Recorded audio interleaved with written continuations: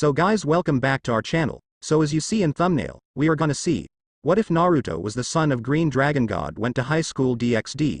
This is part 1, and if you want more then please leave a like, share and subscribe. Let's get in the video.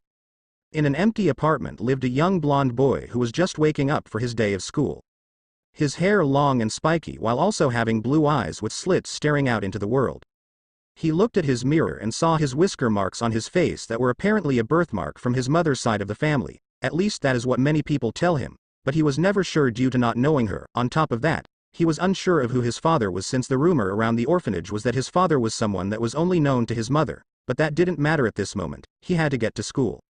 You see, Naruto was born in Europe, but after so long he was taken away after his mother's passing to Japan, where he grew up in an orphanage. From there, he met someone that became his childhood friend and promised to meet them again soon. Their head of the orphanage took them away to train with other members of the church while he was left behind. But sadly, all things came to an end not too long after this. And he ran into his first encounter of the supernatural variety.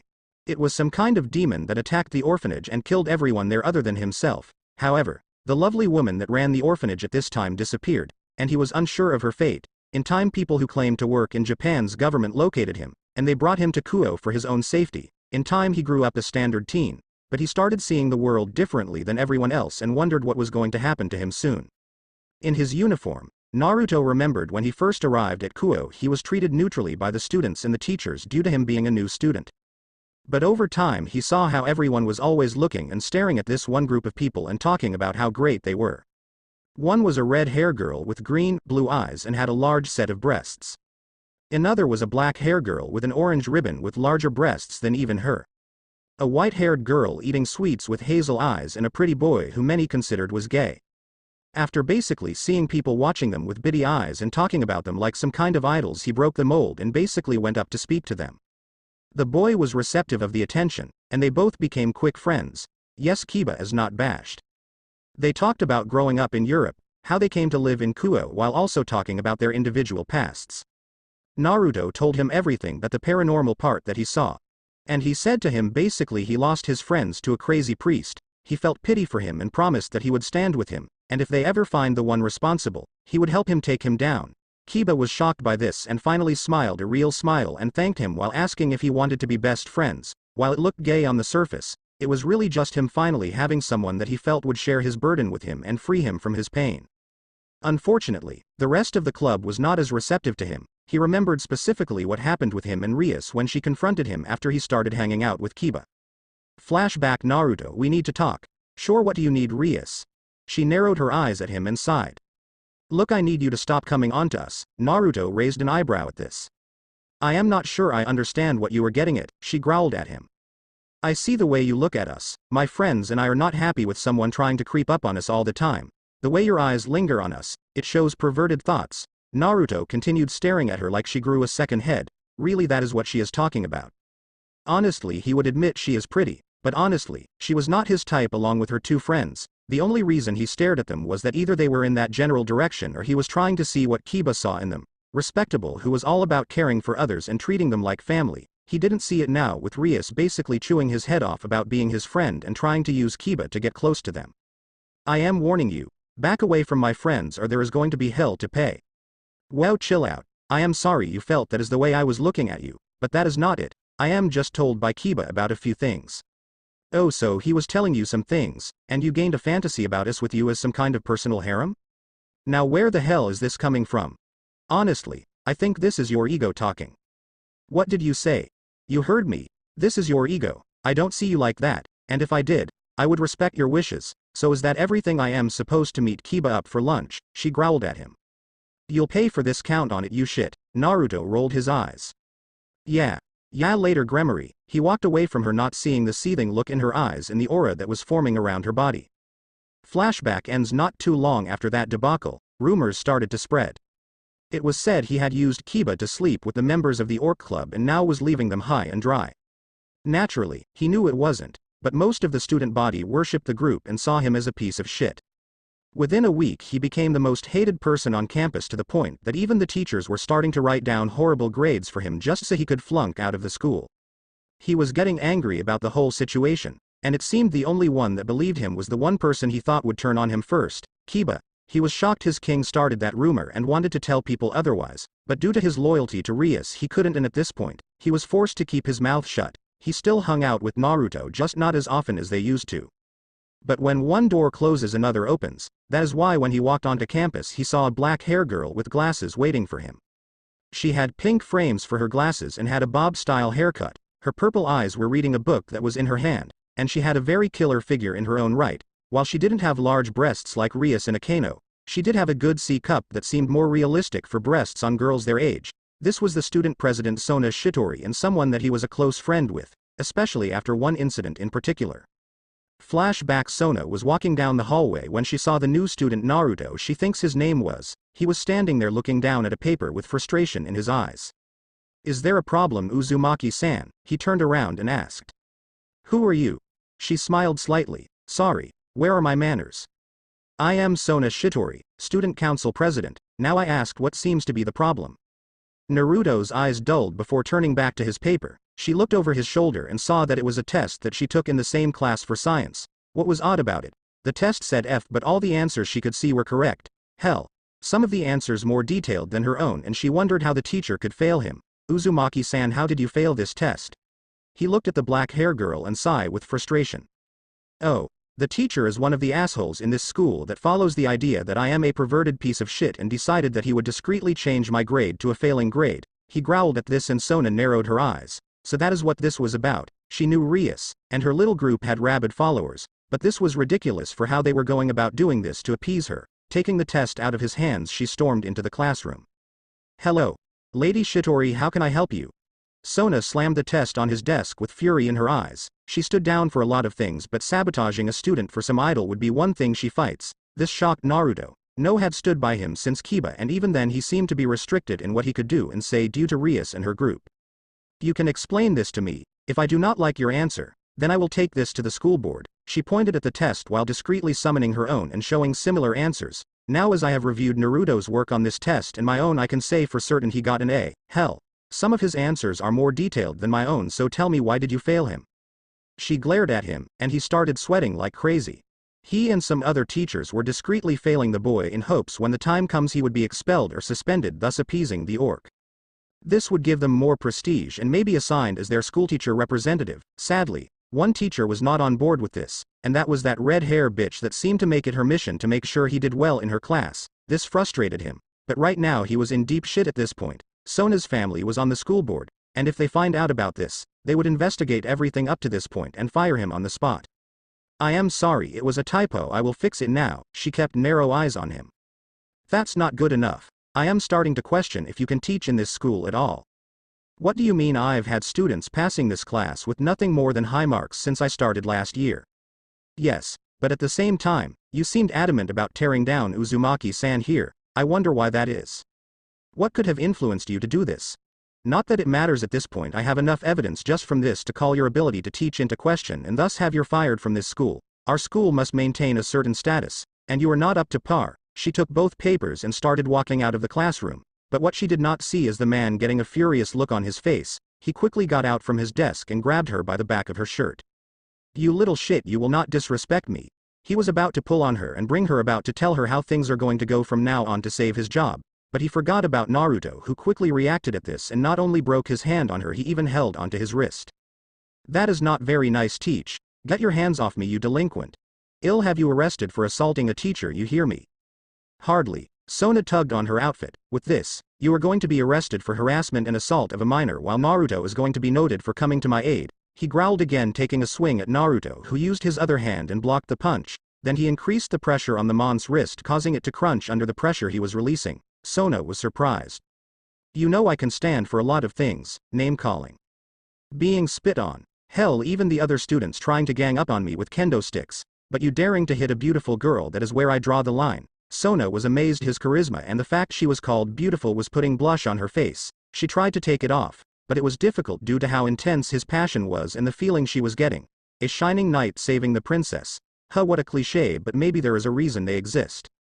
Naruto quickly released the broken wrist before using his now free hand to slam his fist into his face, knocking him back and knocking him out. Naruto snorted at him and said, "Consider that your walking papers, asshole." Turning to Sona, he quickly looked her over. "You alright?" She smiled at his kindness. Yes, thank you very much Uzumaki-san, Naruto smiled at her. I think the fact I knocked out a guy to protect you could at least warrant you calling me by my first name, no? She smiled and laughed lightly. Maybe he is different from the other male rabble. She can't wait to see if he would make her standards for a peerage. Alright then Naruto-san, still san huh? Yes, you still have to earn the other one, he smiled. Can't wait to earn it. They shared a light laugh before walking out of the room and talking for what seemed like hours. In that moment Naruto felt his heart flutter and thought maybe she was different from Rias and her group. He might have just found his first crush. Flashback ends. Naruto waved at the president, and she returned it. How are you doing, Sona? I am fine, Naruto-san. He sighed at this, and she laughed under her breath. Naruto liked seeing her smile. He thought it was one of the prettiest things he has seen in his life, and it always made his heart flutter at how pretty she looked with it. So here to make sure I arrive to class on time. No, I just want to walk with you a bit is all. Sure.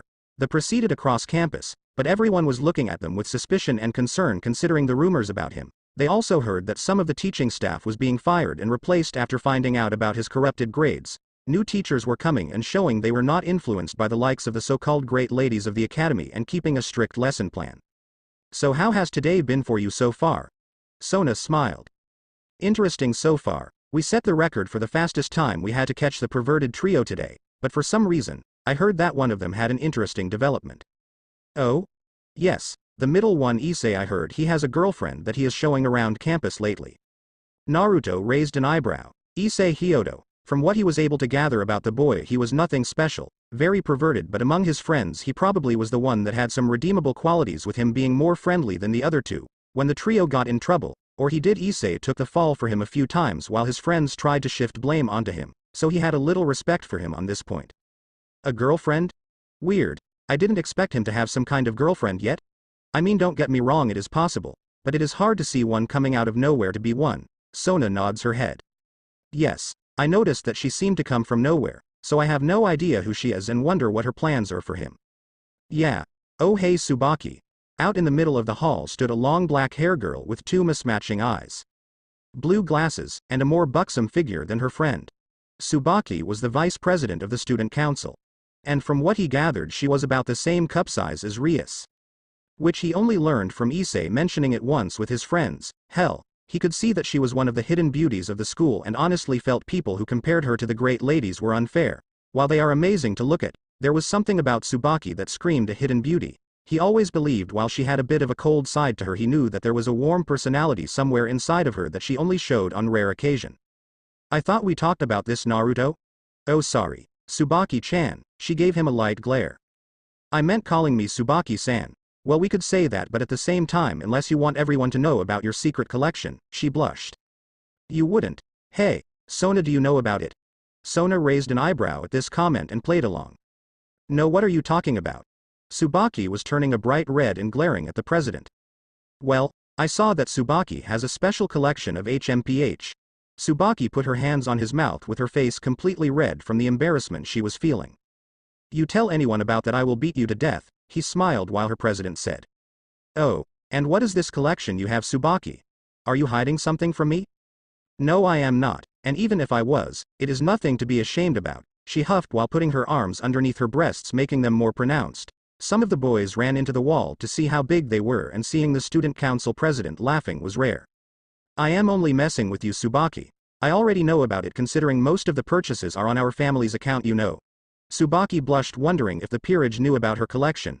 The truth is she had two different collections, and one is more embarrassing than the other. She had secretly collected stuff in the background while the other she did openly, that way the others wouldn't dig too deep into her other purchases. Anyway, what do you need, Tsubaki? The woman sighed and gained her serious look again. Well, you heard the rumors about the girl that is dating one of the perverted trio, yes? Indeed, Naruto-san and I were just talking about it. Yeah. Personally, I am happy for the little pervert, but I am more concerned that it is a setup for a really horrible prank. Tsubaki nods her head at Naruto's thought. But they knew the truth of the matter. After all, this came more with their territory than his, so it was easy to understand he was not seeing the mortal danger his friend was in. Yes, but from what I gathered, they have a date tomorrow. Naruto raised an eyebrow at this, since tomorrow is their day off, so this would be something someone could plan in the long run. Basically, take him out on a romantic date and then out of nowhere be humiliated on the spot badly, and this leaves him in tears and worse. while he did not see him as a friend that would be too cruel even for someone like him, so Naruto made up his mind to monitor the date to make sure things did not go off severely. Well, Sona, I am heading to class, she smiled, and then it dawned on her about something. Naruto, take this, he held his hand out for some kind of weird looking flyer. What is it? She smiled, it's something that someone told me about, it is a flyer that if you wish for anything on it, then it can come true. Huh, weird but okay. He tucked it into his pants pockets and walked away waving his hand at her. Both women waved back while Sona frowned. You sure the fallen angel is going to make her move tomorrow? Yes, and Rias seems to have something in plan for it, she sighed. Why she is doing this instead of just recruiting him is beyond me. Rias is desperate to get out of her arranged marriage with Riser, that and her position is threatened as the heiress of the Gremory family. Wait, you mean? Yes, apparently rumors are starting to spread, and they believe the two will clash soon for the title and prestige of the clan. This is going to be a tense year, isn't it, my king? Yes, well, hopefully, Naruto stays safe. Tsubaki nodded her head. Indeed, but my king, might I ask why you don't just ask him to join? Because while I want him as a member of my peerage, I don't want him dragged into our crazy world just yet. That and with Rias on the warpath against him with the other girls, things would only get more complicated as time goes on. I see. Well, hopefully tomorrow does not cause any real problems for anyone. Here's to both of us wishing for the best. Sona could only hope Naruto did not do something stupid.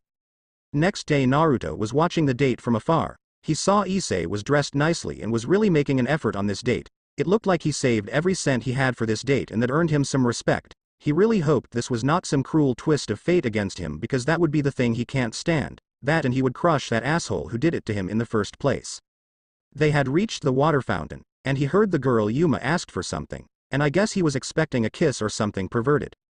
Would you die for me? Naruto blinked a few times wondering if he heard that right. Was she a serial killer? But he was proven wrong when she turned into a busty woman with black wings and wearing some kind of leather bondage. Issei seemed too overwhelmed with the situation, and before he could react, he was impaled with a spear through his stomach. Sorry kid, you were too much of a threat. If you want to blame anyone, then blame the person who gave you that sacred gear of yours. She then took off into the sky but then saw Naruto standing nearby the site. Without waiting for his reaction, she threw a spear at him, and he collapsed away from the tree and smiled. Poor thing, you would have lived longer if you hadn't bothered to show up. Oh well. No skin off my ass, see you in the afterlife, fool.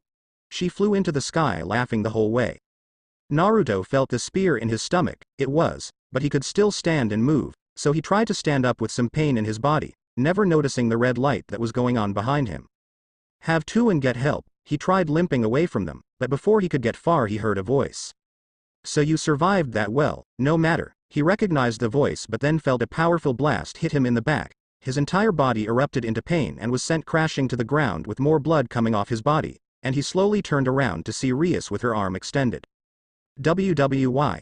She snorted. You have been a thorn in my side too long. Not only did you turn my knight against me, but you took my best friend from me. Naruto smiled at her, causing her to become more irked with him. Sounds more like your problem than mine. She summoned another ball of blue energy and slammed it into him, causing him to cough up more blood. You sure have a mouth on you for someone that is dying. Naruto spits on her clothes, causing her to snarl. She quickly kicked him in his wound, causing him to grunt in pain. His vision was fading. Well, with this, all I have to say is the fallen angel did it. And then you will be nothing more than a memory to everyone around me. Things will return to normal. Goodbye, human. She turned to Issei, and he saw her put something on his chest. In the blur, he saw they flew into his body, and she teleported away in some kind of red energy. Fuck. I can't die like this. Damn it. He tried to get up but the pain was too much, and he could feel his body slowly stopping. He cried. For the first time since his friend left, he cried.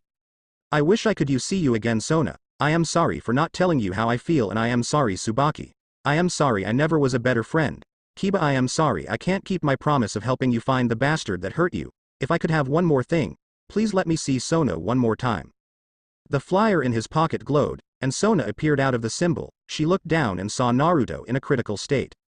Naruto. Looking up, he saw the blur outline of his friend and smiled. Hey Sona, lovely night. No. Shut up, you idiot, let me heal you. DD, don't bother. After that weird chick hit me with a spear and Rias hitting me with something on my back and then kicking me, I can't focus. What, Rias did this? That bitch. Sona was going to have some choice words with her. Whatever friendship they might have had is done. She would never associate with her again. Reaching through her skirt, She was looking for anything to help him. She had 3 pawn pieces, but they were not reacting to him. She sighed. She had to save him. He had to live. She can't let him go. There had to something she could do.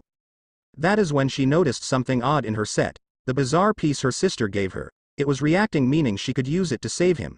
The piece looked like a king piece, only that it had 2 swords going behind it and had a crown piece surrounding the body of the piece. Her sister gave it to her after defeating her fiancé in a chess match and earning her freedom from his demanding grasp.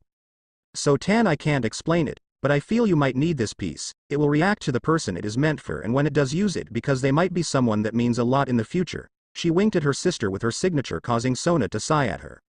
Sona quickly put the piece at the opening in his stomach, and before long the light from the chess piece swirled around him, and she saw the chess piece enter his body. At the same time, Naruto started to glow dark green, showing powerful energy that seemed to already be there in his body, which should not be possible for him. How can he already have demonic energy? He was a human, right? Plus the amount he has is off the scales. I dare say my sister is on par with him just on pure reserves and the heavy feeling of this aura. Naruto's body started healing from the light spear damage, but still saw the hole was from the spear was still there for the most part. Summoning Tsubaki, she looked at her and saw the fear in her eyes as she watched Naruto lying on the ground in pain. What happened? I will explain later. Take him back to his house and use the skin method to heal him. Right, President. She quickly picked him up on her shoulder but heard him whispering. Such a nice smell, so pretty. Tsubaki blushed and teleported away while Sona grunted in annoyance. At least she was summoned first, meaning he had strong feelings for her at least. Looking around, she couldn't feel anything wrong with anything else but could see the blood from both Issei and Naruto was there along with the residual magic Rias used on him. She knew that she was using a small energy-based magic spell that hit him and can injure him but not disintegrate him like the power of destruction could. Leaving it behind, she teleported back to her room and quickly pulled out 2 crystals, one with the mark of Lucifer on it and the other with Leviathan. Activating both crystals brought 3 people into the room. One was a red-haired man that looked a lot like Rias and was wearing a black and red suit, while a maid stood behind him with her silver hair and eyes. Next to them was her sister, who was wearing her magical girl outfit and looking at her with joy. Lord Lucifer, Lady Lucifuge, sister, I need to speak to all of you for a great problem has emerged today. Sirzek smiled and motioned her to take a seat. Today I was summoned by a boy that needed my help. He was attacked by one of the fallen angels in the area. Wait, there were fallen angels here? I was unaware of this. Sirzek was shocked, so was Seraphal and Graphia. They had not heard anything about this. I was sure Rias told you about this. Sirzek picked up the snap to Rias' name and decided to fold it into the back of his head. No, I was unaware. This is disturbing. What happened to the boys? I am not sure, Lord Sirzek, but I know that the boy was attacked by one of them after killing another boy. At this same time, Rias had shown up while the boy I am talking about was trying to run away and get help. He survived a light spear. Yes, it was through his stomach, sister. She smiled. That was one strong-willed boy, or he was just too stubborn to die that simply. But it gets worse. What happened? She looked at Sirzek and said. What I am about to tell you might be crazy, but I assure you there is evidence that she did do this to this boy. He raised an eyebrow and motioned for her to continue. The fact his sister did not tell him about the fallen angels was disturbing, making him wonder why she didn't. Rias saw he was trying to escape, and considering the boy is a friend of her night and me and we've been at odds with each other, she didn't help him. No, she shot an energy blast at his back, knocking him down and injuring him more. Sirzek narrowed his eyes and flared a small amount of his aura. That is a serious accusation you are throwing out, Sona. Seraphal narrowed her eyes at Sirzek. Oh, and the rumors I've gotten from some of my peerage about how she has been abusing this boy is too far-fetched? He shook his head. No, but you were saying she injured him more than before, and on top of that even attempted to leave him for dead on the ground is hard to swallow. Sona stared definitely against the great Mao. I assure you, if someone were to go and check the area you would find the same thing, and he confirmed it was her that did this to him. Sirzek stared at her for a second before motioning his wife to go and check it out. She left, leaving the 3 of them in the room. What's more, I managed to get to him while he was still alive and able to make a couple of small jokes. Tough and willing to laugh at death, huh? Sounds like an interesting boy, no? Yes, but none of my normal pieces worked, but then something amazing happened. The piece that you gave me, sister, reacted to him. Seraphal and Sirzek jumped to their feet. Are you absolutely certain that piece worked on him? Sister, this is serious. Yes, I put it on him, and he was revived but not fully healed. That is why I sent my queen to take care of him. The 2 Maos starting smiling to each other, but before Sona could ask what was going on, Graphia appeared again with a grim look on her face. Sona-sama was telling the truth. Sirzek Rias did use the spell, and it is obvious by the blood splatter she did to that boy. Sirzex sighed and glared to his queen. You tell Rias that tomorrow I want to meet her face to face, and if she is late, there are consequences for this. At the same time, contact my aunt. Let her know that I am allowing her to move in and take over, since Rias has shown she thinks little of the rules in place for all of us by the yokai. I will, my king. She turned to Sona and said, Congratulations Sona-sama, you have returned one of the great devil clans of this world. Whom are you guys talking about? They smiled. Don't worry, all will be explained in due time. Yes. So Tan, don't worry, you'll understand soon. You did the underworld a great favor. Hell, this might help with your dream of that raiding school you always wanted. Indeed Sona-sama, but for now we need to talk to him when there is a chance. I will tell him tomorrow to come in through my queen, I guess. Sirzex smiled. Good, this way we can deal with everything first thing in the morning. Until then we shall see you later. So with their piece said, the two mouse and maid disappeared in a flash of light, leaving Sona in her room wondering what the hell just happened. At least tomorrow she will get help running the territory and someone that treats her like an equal instead of a subordinate. At this same time, she knew that Naruto becoming someone of her peerage, then that means she needs to get him up to par for the fallen angels that might come, so pulling out her cell phone she dialed a number and waited for the ringing to stop. Hello, you there? Well listen, I have an assignment for you tomorrow. I have a new peerage member, and I need to see where he stands among the rest, so I want you to fight him tomorrow. Yes, I shall prepare the sweets that you ask for. Thank you, goodbye. Hanging up the phone, she sighed and proceeded to her room in the back office. Tomorrow is going to be hellish, I know it is, in the underworld. Sirzex had called his two other mouths for their announcement. He and Serafal wanted word to get out quickly that the return of the clan has come and that they needed to do everything they could to make sure they are protected and ready to go when the time comes. At first the two wanted to know what this was about, but in the end they agreed to just come and hear the information for themselves. They both must think that Sirzex wants to talk about his sister again, and if so they would tune him out and then leave when they could, but otherwise they would attend. Sirzex sat in the middle of a table of 4 with his queen and wife standing behind him. Serafal sitting to his right and his best friend in front of him, while the last one was napping to his right. The man in front of him was handsome, green hair, and was wearing a serious look. He is wearing a black, gold, and green robe that showed nobility and wearing the mark of the Beelzebub family. This was Ajuka. Many consider him the smartest devil to ever live due to his creation of the peerage system. Master of the rare formula magic, and the second strongest among the Satans. While he knew Serafal and Falbium could give him a run for his money, he was still smart enough to know how to break them down when the time comes for it. More importantly, he was the best friend to Sirzex Lucifer, who he had grown up with since they were in diapers, essentially, if what his mother said was true. Ajuka was always the serious one of the group and never took much to Sirzek's joking manner, but he knew that underneath it was someone with great power and control. Next to him was a man sleeping on the desk with his head covered in a pillow that he brought with him. His bald head shined for the room to see while his goatee was buried in the pillow. He was wearing a spiky shoulder armor and dark robe.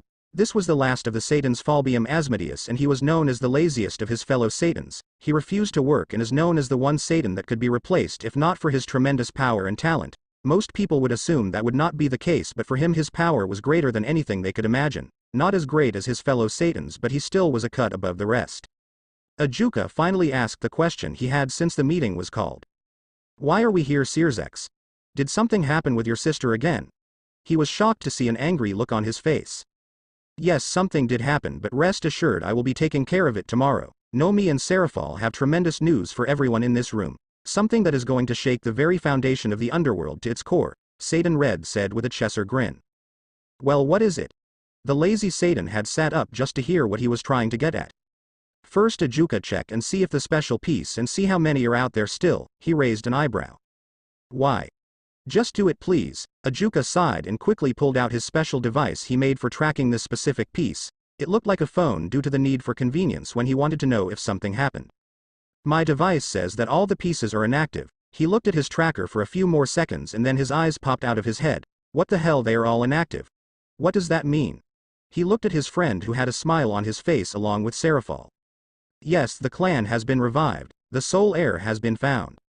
By the underworld this means, yes, Falbium, the Sparta clan has returned at last. The group cheered and even Graphia brought out some sake for them to enjoy the occasion. Now the question is, why is the Sparta clan so important that this was such an occasion of celebration? The truth is that the Sparta clan was hailed as the strongest clan in the entire underworld. Not only did the original Sparta seal away the great demon known as Trixia and even defeated the demon of demons Mundus. Shortly afterwards he united the new Satan faction against the old one and led a large campaign with the Satans now being his generals. In time they managed to overthrow the old order and in time replaced it with a new one. The most shocking thing was that at this time he was married to an angel he had met during his time in the Great War. She was known as the next Queen of Heaven, Eve, and many consider her the prize of the universe with how beautiful she was. Let's just say that even Gabriel paled in comparison to her. Sadly, in time after the Civil War Sparta had lost his daughter and his wife passed on not too long afterwards. Ultimately he perished due to a lingering disease in his body but told that his daughter may return to the underworld if the time is right and her blood awoken inside of her. Then 10 years later a 10-year-old came to the underworld wielding the power of the Sparta family and earned her place as the princess of the underworld. Kushina Sparta is what she was called and many consider her the prize of prizes. To marry such a strong and beautiful woman was considered an honor but sadly, it was never meant to be. She had no interest in marrying anyone in the underworld and mostly kept to herself.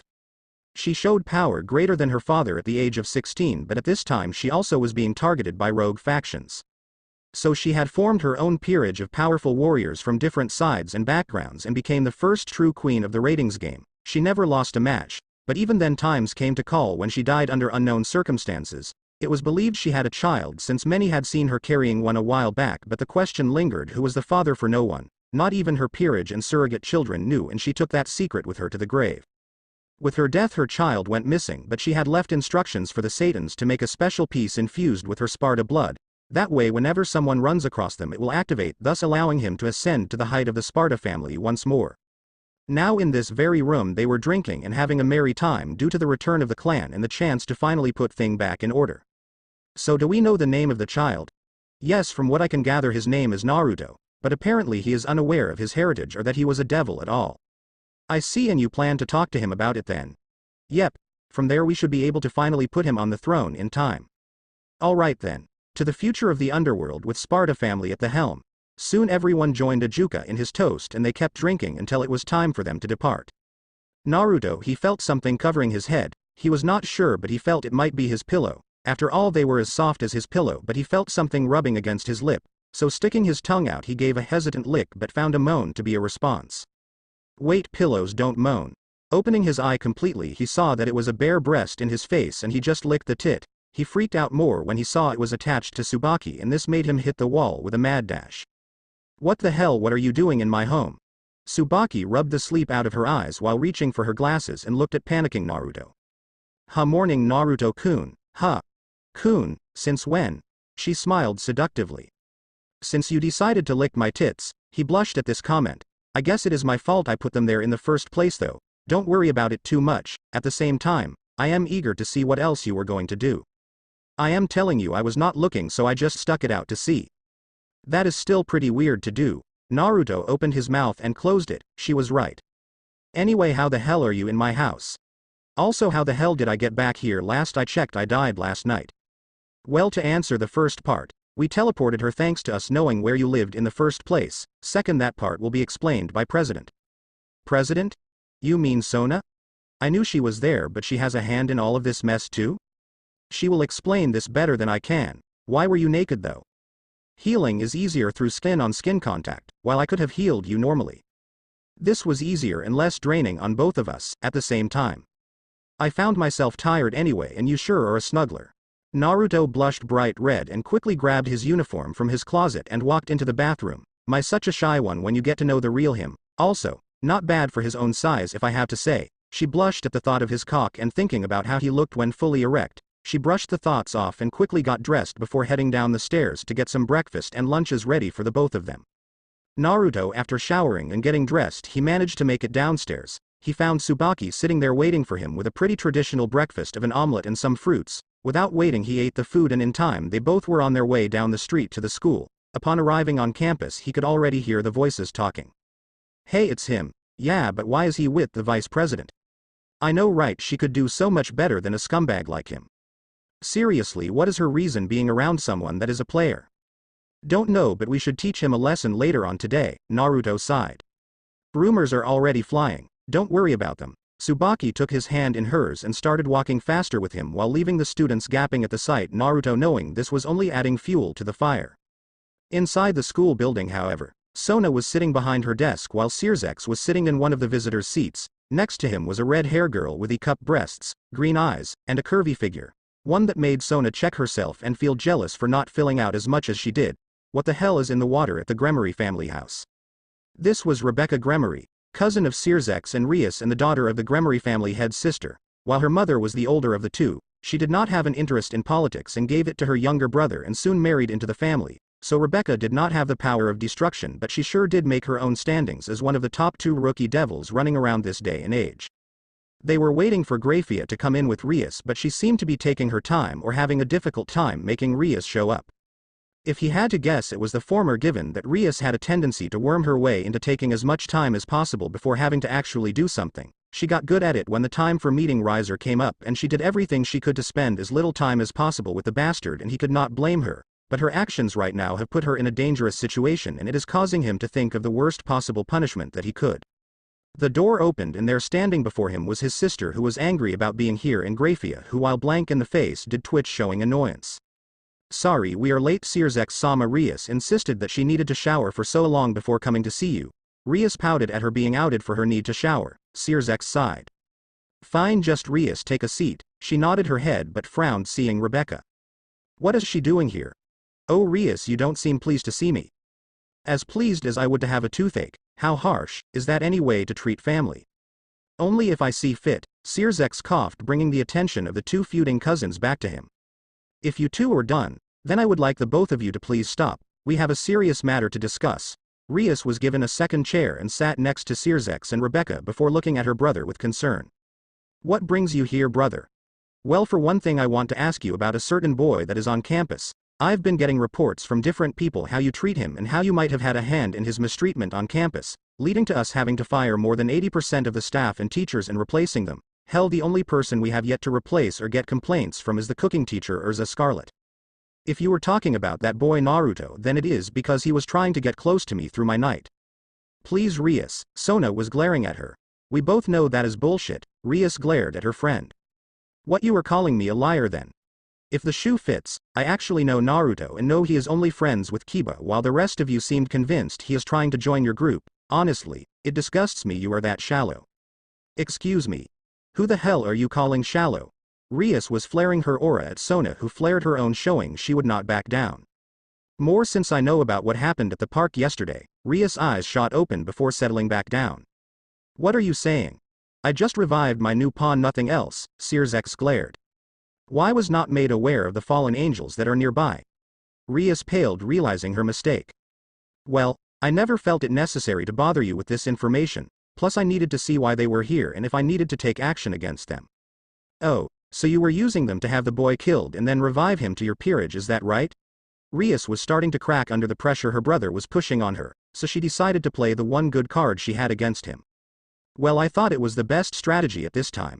Please forgive me, big brother." She gave him big puppy eyes she knew broke his will in being mad at her about something, but it instead had the effect in making him even more upset. "What about the other boy that was at the park?" "What other boy?" Rias was sweating on the inside. How did someone know that asshole was there? "I am talking about the boy named Naruto, the same one you have been torturing for weeks, the one that is friends with Sona, and the one that is supposedly the only one that did not belong there." "I don't know. Maybe he wanted to watch the date and humiliate Issei but was killed alongside him?" "Really, is that the case? Then why did Grafia find your magic there and some residual magic indicating you blasted someone?" Rias gritted her teeth, not daring to lash out at her brother. After all, he was the only person right now that could get her out of jam at this point. "Well, I thought he was planning on attacking Issei out of some revenge." "Rias, tell me the same reason." "What are you talking about?" "I am telling you the real reason, brother." "No, you are not. That time of residual magic is only used in offensive spells, and you said it yourself that he was probably killed by the fallen angel anyway, so why would you need to throw a spell at him?" I. Rias couldn't come up with anything. She had backed herself into a corner and now had no way of talking her way out.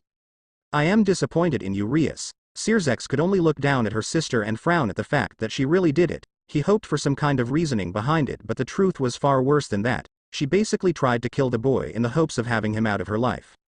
"You know the consequences for killing a human, yes?" "Yes, brother." Rias gritted her teeth but bared it more because this was not as bad. Killing a human was a problem, but not one that couldn't be fixed in the near future. All it took was some mind-erasing magic and then the problem would be gone, and worst they would do is have her pay a huge fine. Normally I would punish you for this crime with a minor fee, but given the situation that you ended up in, the punishment is more severe. What, why? Just for some dumbass human? Sirzex finally let his aura flared and the entire room started shaking and his chair turned into nothing. Grafia was sweating from the pressure while Rebecca and Sona were trying not to pass out from the pressure. Rias, she was the center of the pressure and it was slowly covering her body and forcing her into a kneeling position. You will not disrespect the Sparta heir. Do you understand me? Sparta heir. She tried to stand up but the pressure was building around her. Yes, Naruto Uzumaki is actually Naruto Sparta. Thanks to Sona showing up when she did, she managed to use the piece that is given to everyone to help find the Sparta heir and bring them to life. Today he has officially returned to us and now is going to be brought into our world. From there, we are going to talk to him about his position and everything else that is needed. But that piece I never. Rias remembered how recently whenever Naruto showed up in their club it was going haywire, like it knew he was there and wanted to be with him, but she thought it was just acting up to something else like Issei. Once Naruto died it stopped acting up, meaning that it was not Issei, and this left her annoyed. She never paid much attention to it but now she is cursing herself for it. Regardless of knowing it or not, you committed a great crime against the Devil King's family. Normally this would mean execution, but as you were not aware of who it was or that we had no idea who it was matters in this situation, so as punishment you are going to spend the next 2 weeks in the underworld doing nothing more than relearning everything that it means to be an heiress to the family and what it means to be a Gremory. Brother, what about my territory? He looked over at Rebecca. Rebecca was willing to look over the territory while you were away, and Sona is still a cohabitator as well, so this should be able to run without you here for a couple of weeks, Rebecca coughed. If I could, Sirzex? He nodded his head. Rias Gremory, I challenge you to a game of chess for your knight Kiba Yuto. Why would I accept that? Rebecca smiled. 1. It was your knight that asked me for this transfer. 2. I feel it is my obligation to test your skills with chess and see how you fare against someone other than your queen and Sona here. And finally I will be betting my own pieces in this match. You win, you get my bishop and my knight. What do you say? Rias' eyes shot open and smiled, thinking, easy win, fine cousin, you're on. A table was teleported between them and both sat in front of the board with Rebecca saying, your move. Outside the student council office, Naruto and Tsubaki had managed to make it to the student council's office, but Naruto noticed that she was waiting for something to happen. Before he could ask, the door was kicked open and out came a stomping Rias. She saw him and snarled at him and started making her way to him. Naruto narrowed his eyes at her and didn't back down while his eyes started to flash green for brief seconds. This caused Rias to back up for a second but return with her eyes turning red. You think you are some hot shit now that you're a member of the Devil King's family? Naruto stopped glaring. Huh, what are you talking about? I am talking about you being a descendant of Sparta. Are you really that dense idiot? Didn't Tsubaki tell you anything? No, she didn't. In fact, she said Sona would explain everything when we get into her office today. Plus Rias-sama, I never knew he was a child of Sparta. Turning to him, she bowed to him. I apologize for how I acted this morning. Naruto waved his hand. It is fine. I mean, it is nothing really. Just forget about it. She smiled before glaring at Rias, who was stopped glaring by Grafia. She had her hand on Rias' shoulder. It is time to go, Rias. Let me gather my pawn first. She nods her head. Fine, the trip home will be a perfect time to explain the situation to him. Both left while Rias whispered, watch your back. Naruto just watched her walk away while sighing. Man, what a bitch. Indeed, but she is a child of the Gremory family. It is to be someone of great respect regardless. Tsubaki motioned for Naruto follow her into the room, and in there he saw another female version of Rias with a smug smile on her face while also having a lighter shade of red hair than her counterpart, but he did see a male version of her sitting in a fancy-looking chair. Greeting Naruto, please have a seat. Looking at Sona, he bowed his head to her while Tsubaki took her position behind her king. He then walked into the chair that was once belonging to Rias and sat down with a frown on his face. So can someone explain what is going on, please? I mean, yesterday I was sure I was dead, but for some reason I am alive. People are calling me Sparta, and it seems like I have some kind of prestige that no one has explained to me yet. Indeed, Naruto-sama. Turning his head, he looked at the red-hair man. My name is Sirzex Lucifer, the brother of Rias Gremory and the leader of the Four Mouths and the current holder of the title of King of the Underworld. That is until you come into power again, my lord. What do you mean? Are you guys saying you're devils? He was well aware who Lucifer was due to his friend having a deep love of the Bible and wanting to fight in the name of God. Yes, we are. Out of their backs came bat-like wings, and that freaked him out a bit. You have them too. Naruto raised an eyebrow at this and imagined wings like that out of his back. But his were different. They took the form of full leather wings that seemed to be larger in size and coming out of his shoulders instead of his back. The group looked at his wings in curiosity before they dispersed their own while he sent his away as well. So this whole thing is about devils and angels and the Great Holy War are real then? Yes, as you know from the Bible that Lucifer fell from heaven and established the underworld. This led to us forming an army to fight them, and in time we were wiped out to the point we lost the original leaders of the underworld and their descendants took over in our place. In time though, me and 4 of my friends along with your grandfather lead the charge to change the underworld, and thanks to this we won the war. We soon put your grandfather in place as the king of the underworld with his wife serving as his queen. Wait, but who is my grandfather? His name is not one that is associated with the devils in the Bible due to his traitorous history. Sparta, the strongest devil and demon in the history of the underworld, he changed the history of the worlds when he sealed away a powerful demon named Mundus into the darkest pits of hell before assisting us in the Great War against the other holy factions in the Civil War. But in this time he took a wife named Eve who was changed from an angel in the Bible to a human that was a companion for Adam. So the story is about them then? Yes, after your grandfather married your grandmother, God saw this as a betrayal of his own blood and hated the fact she chose him over her family. I see, but what does this mean for me? Well, you see, after your mother was sent away after your grandmother's died, she came back as a force to be reckoned with and took the underworld by storm. Sadly, she also disappeared after so long and eventually was rumored to be with child. We are still not sure who he was, but it was someone of great power. In time she died and you disappeared, where we were not sure of your gender, but knowing that somehow during the time in the human world your demonic power was sealed away, your origin and everything that made you a Sparta was stripped of you, so only the piece that Sona used to revive you could bring out your heritage, thus you are proven to be the one true Sparta. Okay, but what is exactly the thing you called a piece? We call it the peerage system, which is a means of reproducing more of our numbers and making us flourish again. In the sense of a chess game, we are able to recruit people to certain position and at this same junction allowing them to take on certain perks. But you on the other hand do not fall into this system due to your piece making you an automatic high-class devil noble, meaning you are now able to have your own set. Congratulations. Naruto smiled knowing he now has more pieces to fill in his weird family image, but more questions that still need to be answered as well. But at least he was someone with connections apparently, and his mother left allies that she could depend on him to help him. So what does that mean for me here at Kuo at least? We've talked to Rebecca and Sona here. We've decided that it would best that you stay on campus until you are firmly established again. At the same time, Seraphal has volunteered to send someone to help you train and get your strength up to where you need it to be a Sparta and take the throne.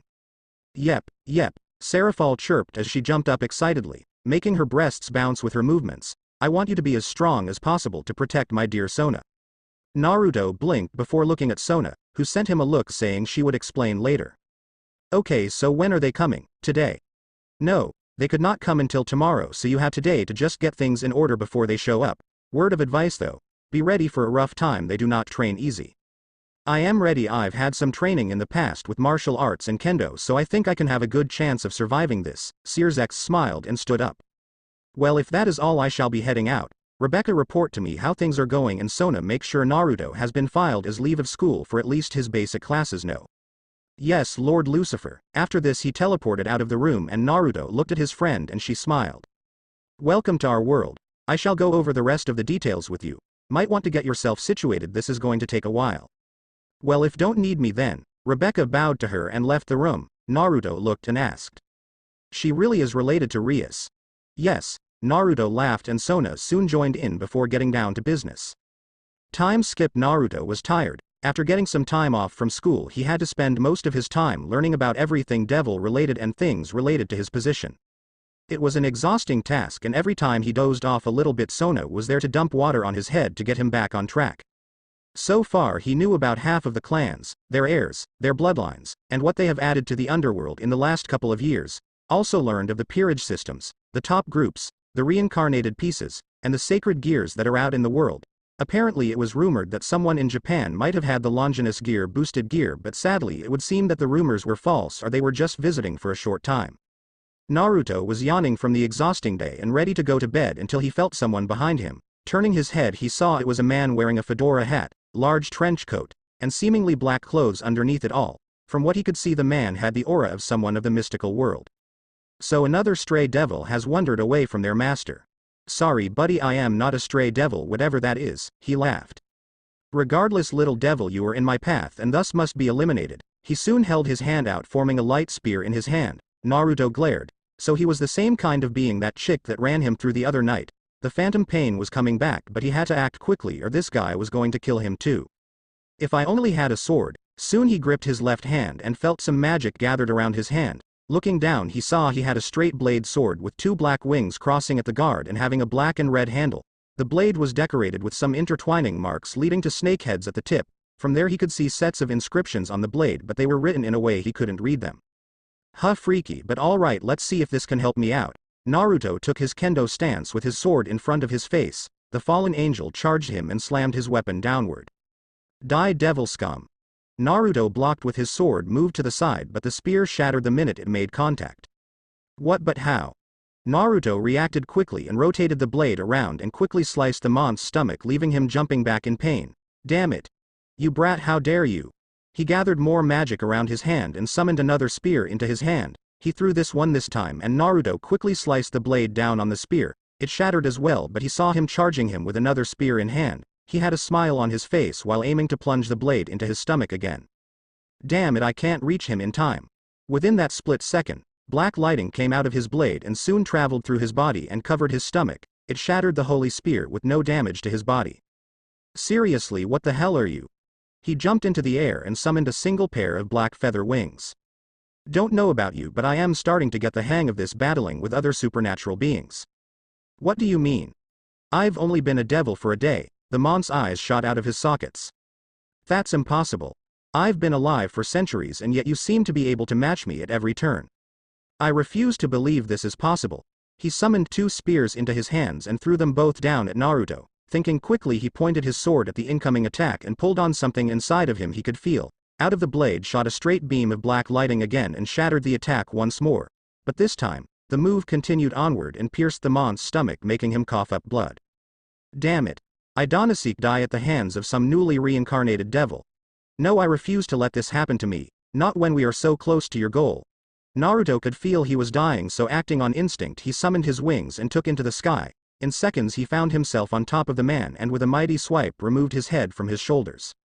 The blood poured out of his body and the head hit the earth beneath him with a splat, causing it to explode on impact. The body continued to cover him in blood before it too fell from the sky. Upon impact he saw the wings were broken in different angles. The feathers were scattered into the wind, and more blood was pouring out of the body onto the pavement. Naruto landed on the ground and sent his blade away with a thought. Phew. That was too close. More experienced guy could easily have taken me down in the moments I was trying to work on summoning the sword and the magic. You're right. Turning around he saw someone emerging from the tree line. Standing there was probably one of the cutest girls he has ever seen in his life. She was a small girl with snow-white hair, green eyes, and was wearing a very daring but cute outfit. It consists of a black vest, black panties, black stockings, and a pair of pink shoes. Her face had stitch marks but did not deter from her cuteness. Naruto saw she was carrying a set of black and he thinks purple odd-shaped knives and it put him on edge. Who are you? She looked at him with a tilt of her head. My name? Oh, she bobbed her hand while putting her knife away. I am Jack, also known as Jack the Ripper, and I am Sona's pawn. She bowed to him and Naruto quickly returned to the bow. So why are you here? She looked at him blankly. I was supposed to test you and see where you stand among the other devils, but the fallen angel did that for me, so there was no need for me to act. So I am here to give you and then give Sona-sama my evaluation. Okay, so how did I do? I would say you are definitely mid-class level overall. While your magical power and density along with some of your sword techniques and with how you were quick to react in a fight are good, the rest not so much. You don't know how to fully draw on your magic quicker, which can be fatal for faster enemies. Also, you seem to lack the means to fully grasp the power inside of yourself and thus are limited to your sword. Plus lack of experience fighting supernaturals is a problem as well. You were just lucky it was another fallen angel and this one weaker than the one prior, otherwise the outcome might have been different. I see, thanks for that. Naruto looked her over and saw her shivering from the cold air. It was close to winter, so he wasn't surprised about the nippiness in the air. So walking up to her he took off his school jacket, with a little blood on the sleeves and on the front of the jacket, and put it around her shoulders. She looked up at him. You'll catch a cold if you stay out here dressed like this, you know. He smiled at her and she looked at the jacket and then back to him. Her eyes showed confusion before settling into the warmth of the jacket, ignoring the smell of blood. Thank you, he smiled. No problem, Jack. So are you going home now? Yes, this tree should do nicely. Naruto saw her hope into a nearby tree and frowned. She didn't have a home of her own. Feeling pity for her and knowing what it is like to need to find a place to sleep outside, he said. Hey, you can come with me. I don't mind if you stay at my place if you really need to. She looked at him for a second and then hopped out of the tree. Are you sure? Sure. Come on, let's go. Naruto led her back to his house, gave her some food, and then showed her how to use the shower. After cleaning up and giving her one of his shirts, she rolled into his bed and slept on top of him. He sighed, figuring this is something more to do with her childlike personality. He would ask her about her being the Ripper from England sometime in the near future, but for now he would just let her sleep. Next day, Naruto was in the student council office after having dropped off Jack at her classroom. He was dressed in a short-arm t-shirt, some shorts, and wearing a pair of tennis shoes that were old and worn. Sona had told him that his teacher was going to show up soon and told him to wait there, so he waited for them to show up. He figured they would come through a transportation seal, but no, they came through the door. They were a blonde-hair woman wearing a really revealing white outfit showing off most of her breasts other than the tits and some of the inner parts. She had it in a single suit design with some armor along her shoulders, thighs, and wearing heel boots. She also was settling for a white and blue armor look while carrying a large blade on her back that was curved at the tip of the blade, leading to it leading off in two different directions. Her hair reached down the back of her neck and she had dark blue eyes that just seemed to stare into the depths of his soul. So you are the Sparta heir that everyone is going crazy over and I am supposed to train? Yes, and you are. She smiled slightly. My name is Veronica, also known as the Blood Valkyrie of the Devils. I am Seraphil's knight, also known as Sona's caretaker when she was a child. Huh, interesting. Naruto acted on instinct, ducking out of the way of a straight sword strike at his chest. He summoned his own blade and quickly parried a strike away from his head when she spun the blade. Then he lunged with his own strike at her chest, but she blocked it with the side of her sword. It had tinged against it and then she swung it, sending him flying across the room. The paperwork was scattered around the room and some of the windows had broken from some of the earlier swings. Not bad, brat. You might just be worth training, if you can keep up, that is. She put her right hand out and offered it to him. Naruto slowly hesitantly reached his hand out and shook her hand.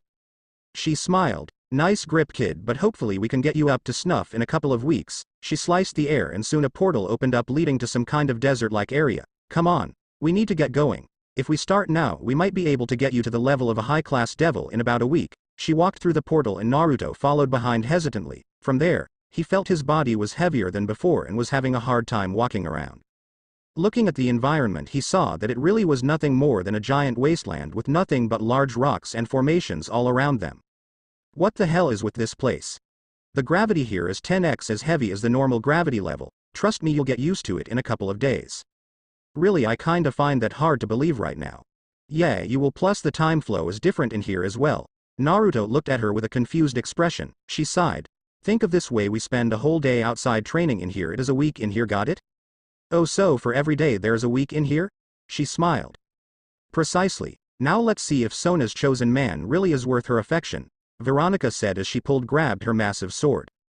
Sona's what? Dodge. Naruto quickly jumped into the air to dodge a slash. Hold on. What did you mean by that? Less talking and more fighting. This was going to be a long day. Sona was sitting in her office going over some school documents that the student council needed to fill out. Shuffling through the papers, she saw one of the teachers asking for Naruto to be forbidden from returning due to him not attending any more of the basic courses without a real excuse. She narrowed her eyes on this document, and the peerage gulped at the sight of her having a dark aura form around her body. She wrote something down on the paper before having her familiar appear on her desk. It was a small black cat with wings with golden eyes that burned with a fire in them.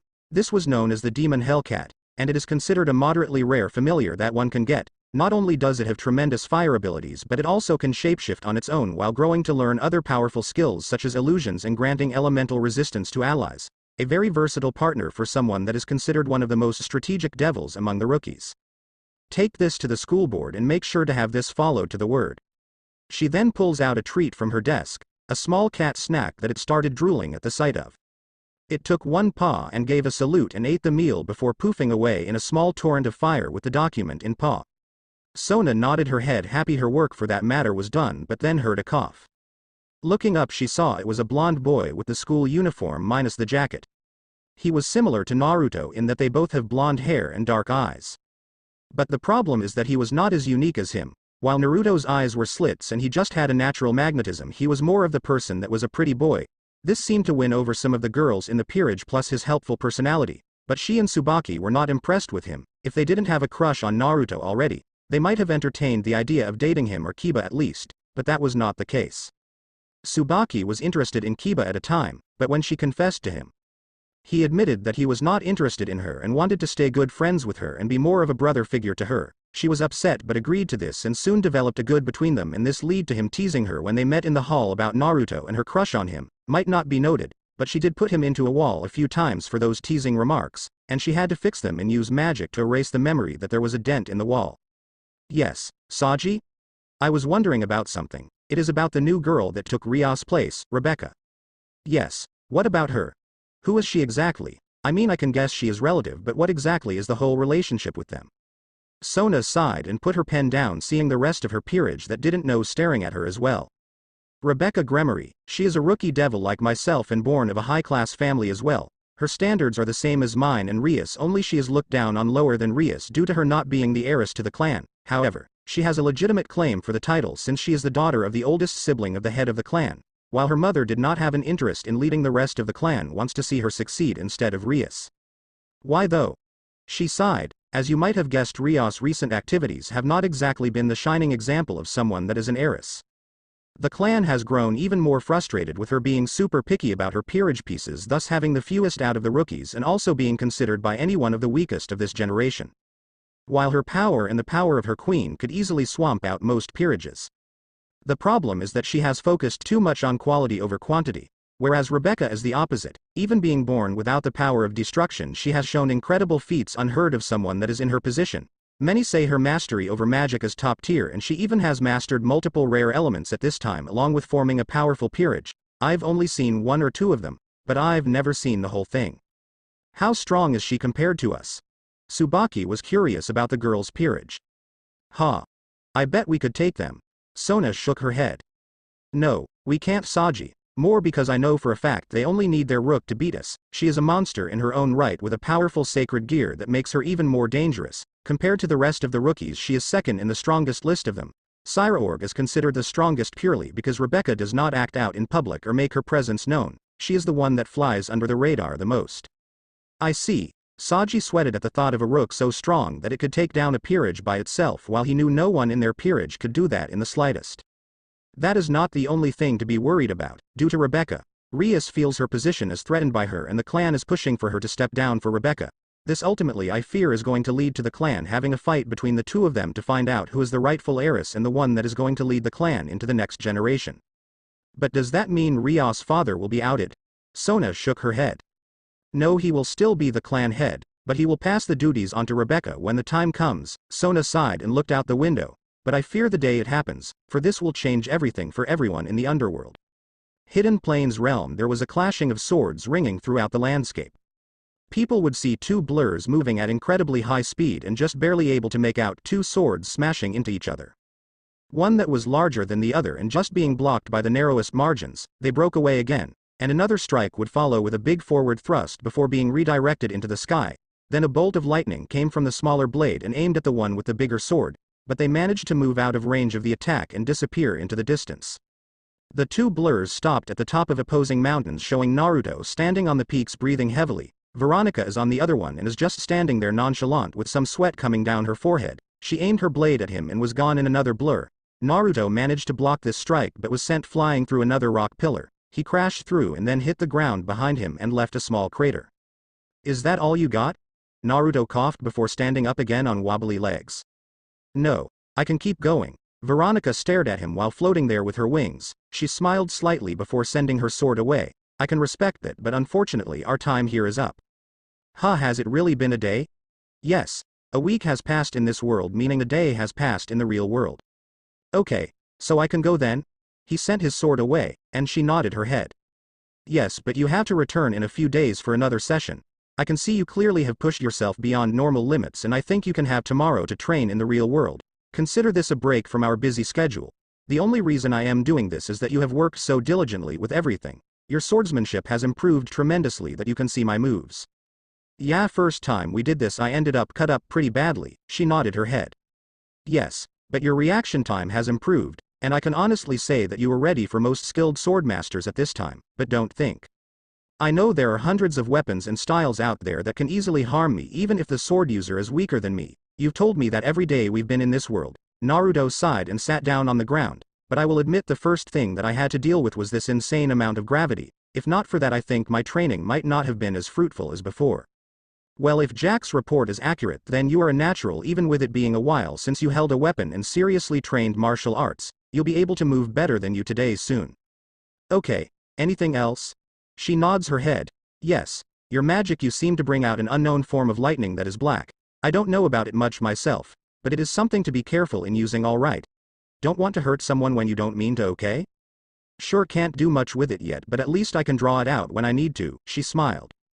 Yep, now get going. She waved her hand and summoned a portal so he could leave. The minute he was gone, she sighed before pulling out her sword again and started going through some more drills. She couldn't let a child catch up to her too quick. After all, Sona only deserved the best from her suitors, and he was no exception to this rule.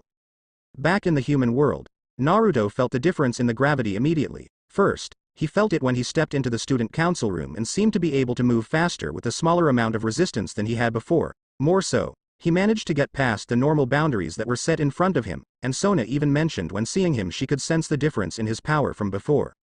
Naruto thanked her and told her he was going home and would join her tomorrow for anything they might have tomorrow. She mentioned that they were going to be doing a job to kill some stray devils in the nearby area and that Rebecca was going to be joining them in this excursion. Nodding his head, he walked out of the office and off campus. He was tired and only wanted to get some sleep after barely sleeping in that other world. The gravity was a problem, and sometimes Veronica would not let him rest until he managed to complete a specific drill or do something to her that she felt was needed to survive, like push her back a few feet or just lead to redirecting one of her strikes. But on his way home he saw a girl struggling with her luggage. Knowing his caretaker would want him to help, he walked up to her. "Hello there, you need help?" The girl turned to him in shock. "Oh, sir, you can understand me?" Naruto stared at her for a few seconds before continuing.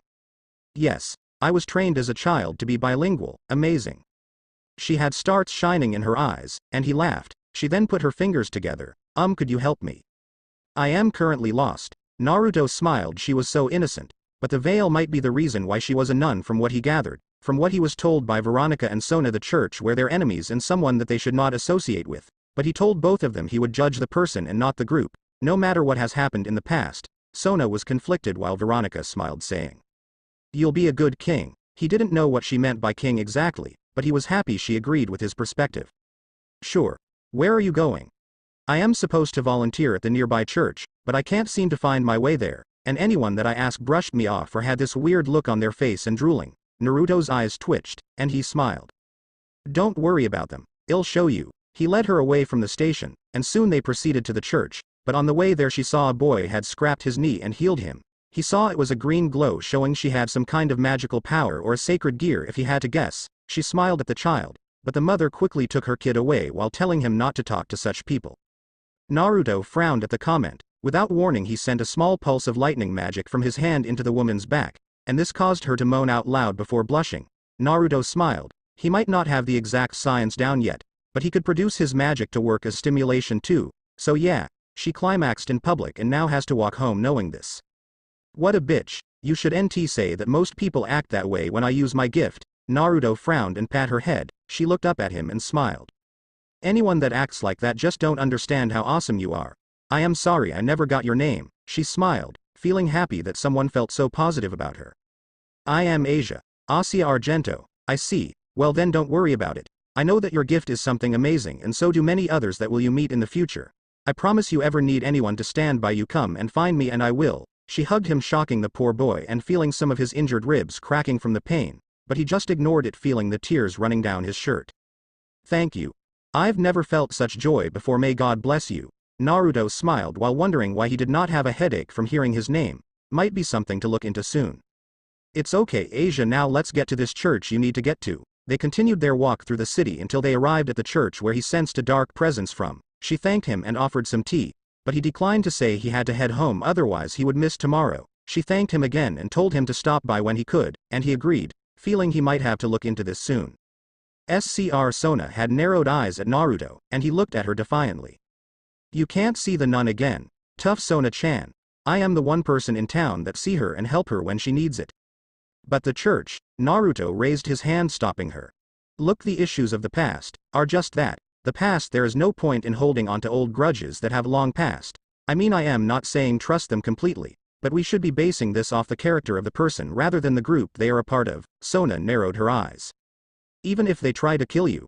If they do, then I will deal with it, but as of now all I see is a girl that needs someone to stand by her. Sona and Naruto held a stare down while the peerage gulped at this, and soon the thickness faded with Sona sighing.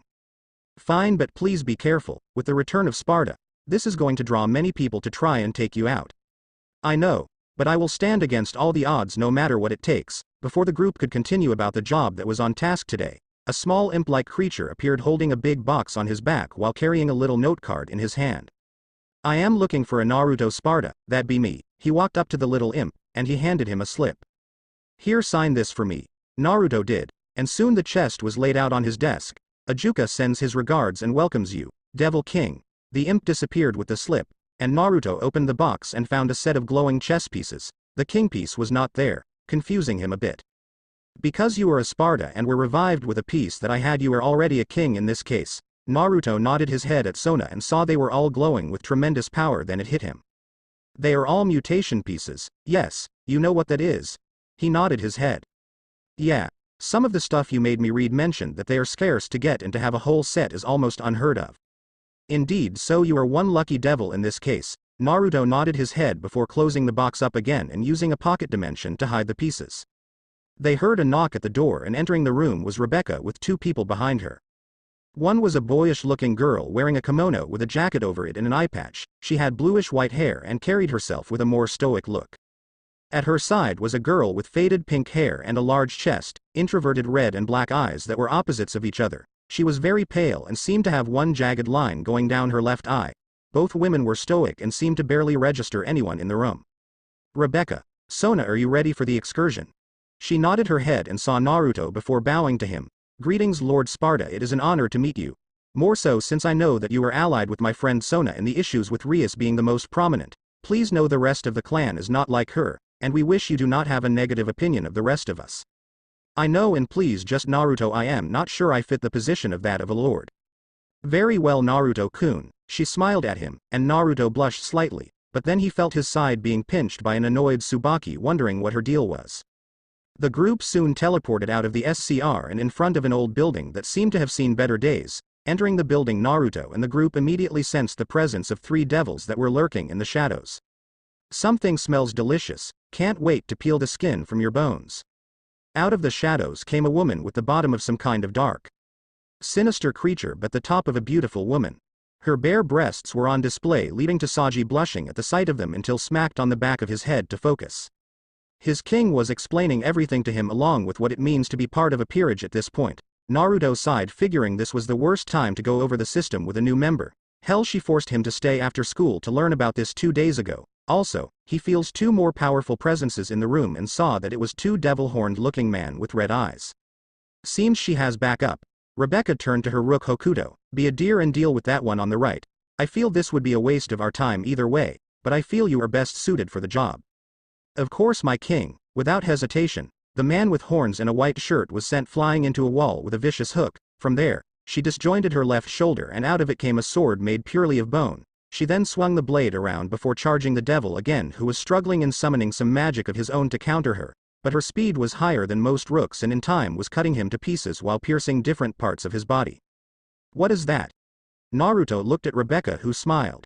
That is my rook, Hokuto's special sacred gear known as Dead Bone Pulse. It is known as a powerful gear that can harden the body to the point of never breaking. Fire bones out of the fingers like bullets, creating spikes out of their backs, and finally even creating powerful bone weapons. However, as you can guess, there is a drawback of doing this. Naruto looked at her and saw she was avoiding most strikes one as a rook would take usually. The more she pulls the bones out or uses her gear, the weaker her body gets over time. Exactly, that is why I also made her my rook with a higher physical skill set than my other pieces and have a better defense overall. Good choice strategically. This gives her a chance of higher survival when in reality in other positions it might leave her vulnerable in a fight. Out of the corner of his eye, he saw the other demon rushing at them with a black orb in his hand. Naruto summoned his sword and covered it in lighting before swinging it at the man. He forced the man to dodge the beam of lightning coming at him, but he quickly appeared behind him with flash covering his whole body. He then swung his blade into his back, sending him into the ground with authority. The devil growled, firing another blast at him, but he dodged the attack before appearing a reasonable distance away from him. There he saw an opening when he started to gather his magic into a powerful orb where he fired it at him. Naruto then dashed forward where he tore through the sphere and then slashed his head off his shoulders, sending it crashing to the floor with a thud. Guess all that training is really paying off. I mean, I can't believe how easy it was to kill that fool. Looking over, he saw Sona and her group having Visor pinned to the ground after beating her severely. On the other side, he saw Hokuto going all out against the demon, but he seemed to be bleeding badly. This is boring. My king ordered your elimination, thus it shall happen. Try it, bitch. I was listening when your king told them about your weaknesses. He charged another dark orb and fired it at Hokuto, who just slashed it to pieces. Just because you know my weakness does not mean you can actually do something about it, fool. She pushed the bone back into her shoulder before concentrating on a bone in her fingers and aimed them at the demon. Now die. You first. The demon rushed at them, and at the same time he was shot in the head and fell to the ground with a thud. Is there anything you want to say, Visor? They both saw that Sona had Visor pinned and ready to finish her off, while Saji had managed to summon his sacred gear out to protect the peerage earlier from a sneak attack, but then the demon was snarling at them. Fuck you. Naruto narrowed his eyes and felt his energy spike a little, but he calmed down. Sona opened a magic blue circle, and soon water hit her, and this erased her from the spot while washing the blood away from the scene. That is all there is to it, Saji. That is so cool, President. Sona laughed lightly, and the rest of the group joined in while Rebecca giggled. Oboro and Hokuto, on the other hand, were just staring at him with boredom in their eyes. Naruto could only shake his head.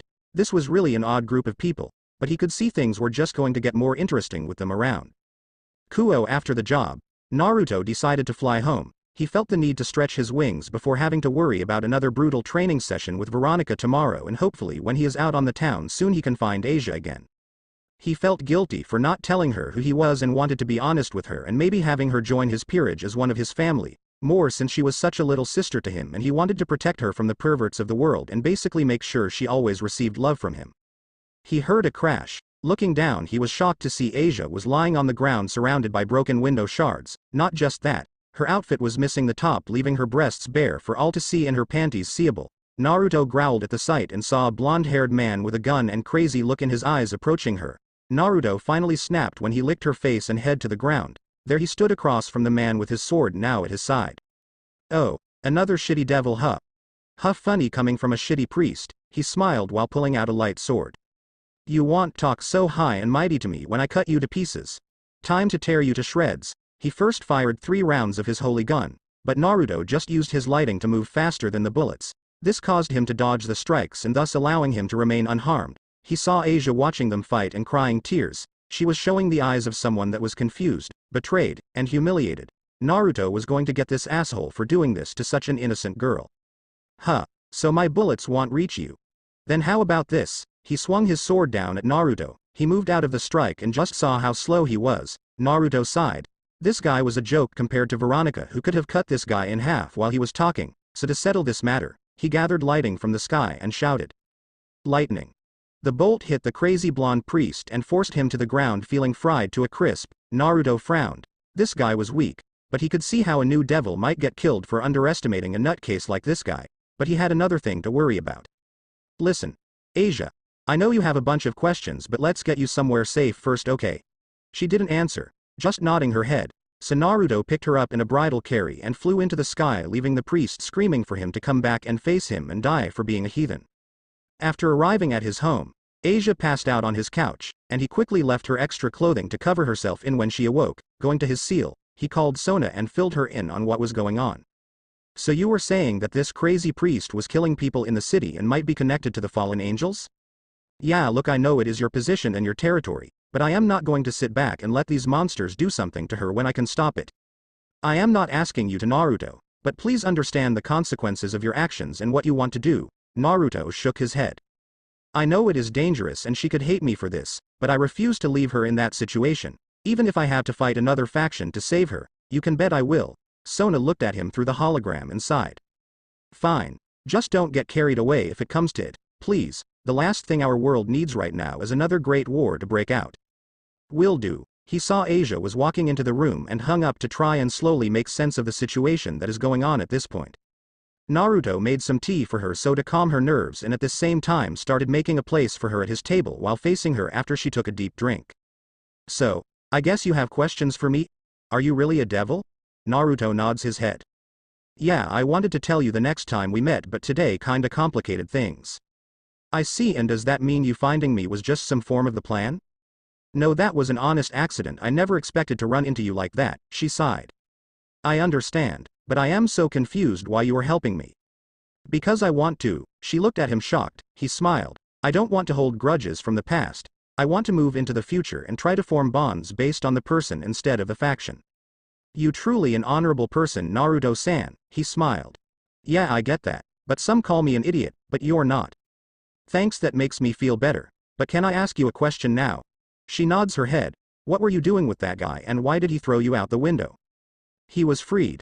A rogue exorcist that has a fetish in killing people who are demons or summon demons. After killing the man, he wanted to get fresh with me, apparently due to the fact killing people seems to set him in what he called the mood. I see, and the reason you went through the window.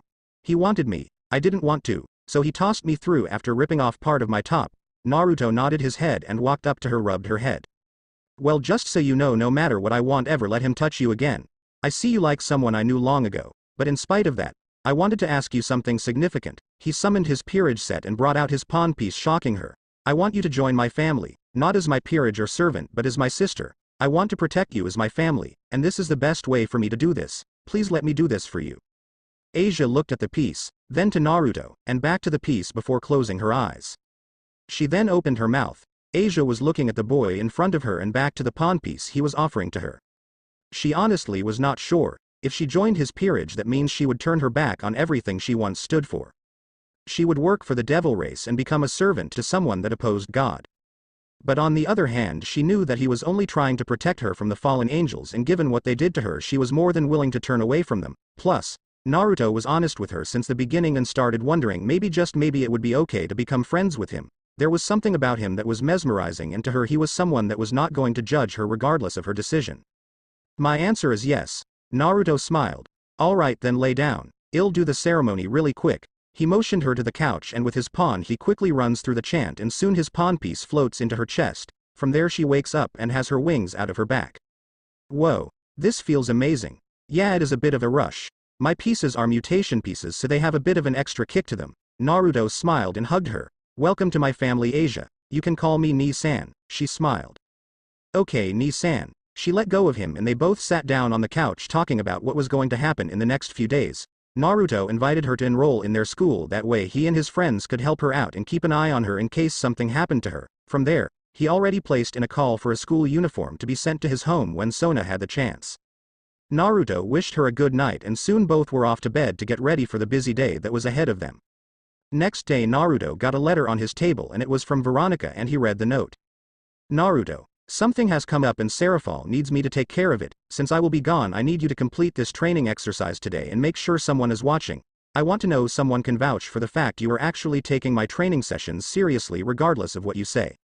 X 100 sit-ups 5 sets, X 100 push-ups 5 sets, X 20 weights.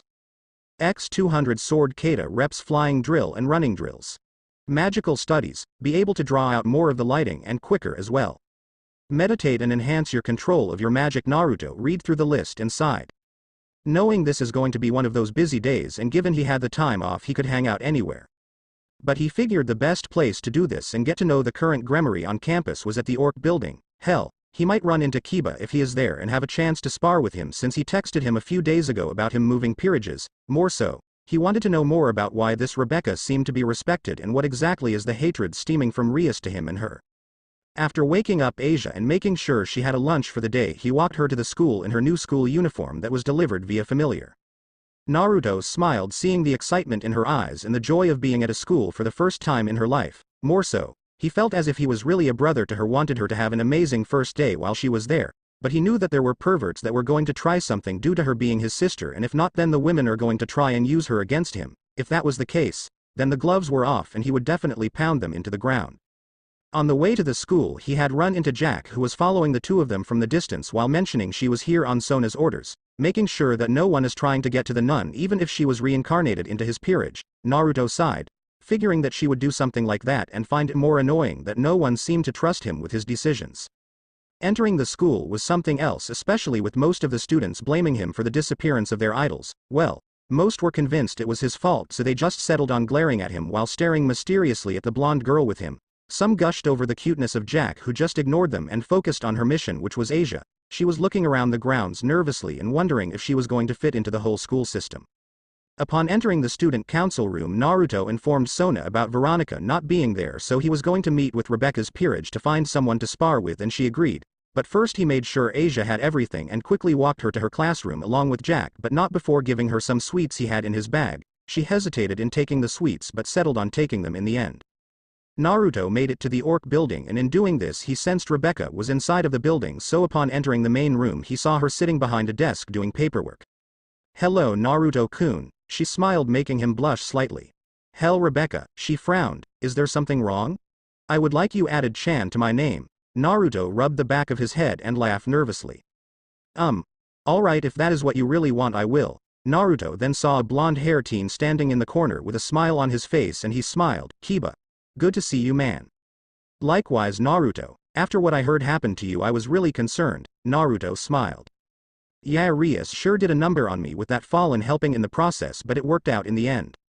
"Indeed, but thanks to that I am finally serving Rebecca as her second knight." Naruto raised an eyebrow at this and turned to the Red Hair King. "It's true, between the two of us we had a chess match where I bet 2 of my pieces while she bet her knight. Outside of him there was no one in her peerage that I really wanted other than maybe her other bishop, but having both of mine makes that complicated." "I see." Naruto looked at her and sighed. "Sorry, are you sure you were related to Rias Gremory?" She laughed at that. "Yes, unfortunately my cousin let her status go to her head and this lead to her distance between us. Not only that, the problem that really is coming up lately is the whole thing with being heiress. While I can challenge for the position of heiress, I have no interest in leading the clan unless there is no other reason." "I see." Naruto raised an eyebrow. "Hey Kiba, how did you find out about my death?" He frowned. "Rias didn't make it a mystery of what happened to you. Flashback begins. You did what, Rias?" "I told you Kiba, I saw Naruto stabbed by the Fallen and left him there to die. There my problems with him are solved and the issues that he was causing between me and Sona is done as well." "Oh, and how did you know that he died that day?" "He is human and he is too stubborn to just lie there and die." "Are you really questioning your king?" "I am questioning you more on the grounds you have hated him for not giving you the attention you believe you deserve." Akeno laughed. "Well, it would seem that our dear knight needs to be reminded of his duties to his king." She cackled, lightning in her hand, and Kaneko got off the couch. "Respect Bucko Senpai." Kiba got ready to run while having his sword at the ready. "I respect many things about Rias, the difference is that I am not blind to her blatant regard for life. Plus the contract we formed was based on that she would stay true to the idea that I would never have to stand with something that is against my beliefs, but that is a contract condition that has been violated." Akeno narrowed her eyes and the Rook quickly approached Kiba, but he was standing above her in a split second. Lighting came down, but he moved away from the attack, letting Kaneko be hit by the lighting. He then summoned a sword to his side and quickly dashed before coming up to Akeno and having the blade at her throat, with it drawing a little blood from her neck. "You can feel it, Rias, can't you? The knight piece in me is weakening, and that means I can leave without repercussions for someone else's peerage." Rias growled at him and was about to summon her own magic, but then felt a seal flash on her desk. Knowing it was from her brother's wife, she growled and quickly hopped into the shower to make sure he was properly prepared when facing her smothering brother. "We will talk later Kiba, as of now you are on lockdown." She walked into the shower while scattering her clothes, leaving him narrowed eye at her. Eventually he walked out of the room, ignoring the lighting that was crackling in the air and the growling coming from Kaneko. In the end, he exited the building before summoning a communication seal that he was given by Rias' cousin as a means to talk to someone when he needed to. Doing this, he could have her assistance to leave if he ever felt Rias was not a good king to him and wanted to leave. "Hello. Rebecca, it's Kiba, Rias' knight." "Oh Kiba, it's been a while, how can I help you?" "I need you to get me out of this peerage. Rias killed someone and it was someone I considered friend. The only reasoning she gave is that the Fallen did it, but I think there is more to the story and she left him there to die out of spite." I am supposed to join Sirzex for a meeting with her, so I will do what I can for you, okay?" "Thank you. If you do this then I will be forever in your debt." "Then you might join me as my other knight?" He smiled. "It would be an honor." Flashback ends. So then she challenged her to a chess match and won me without problems. Naruto smiled. "Cool, it's good to know you are happy now Kiba." "I agree." Rebecca coughed, getting the two friends' attention. "So what is it I can do for you, Naruto?"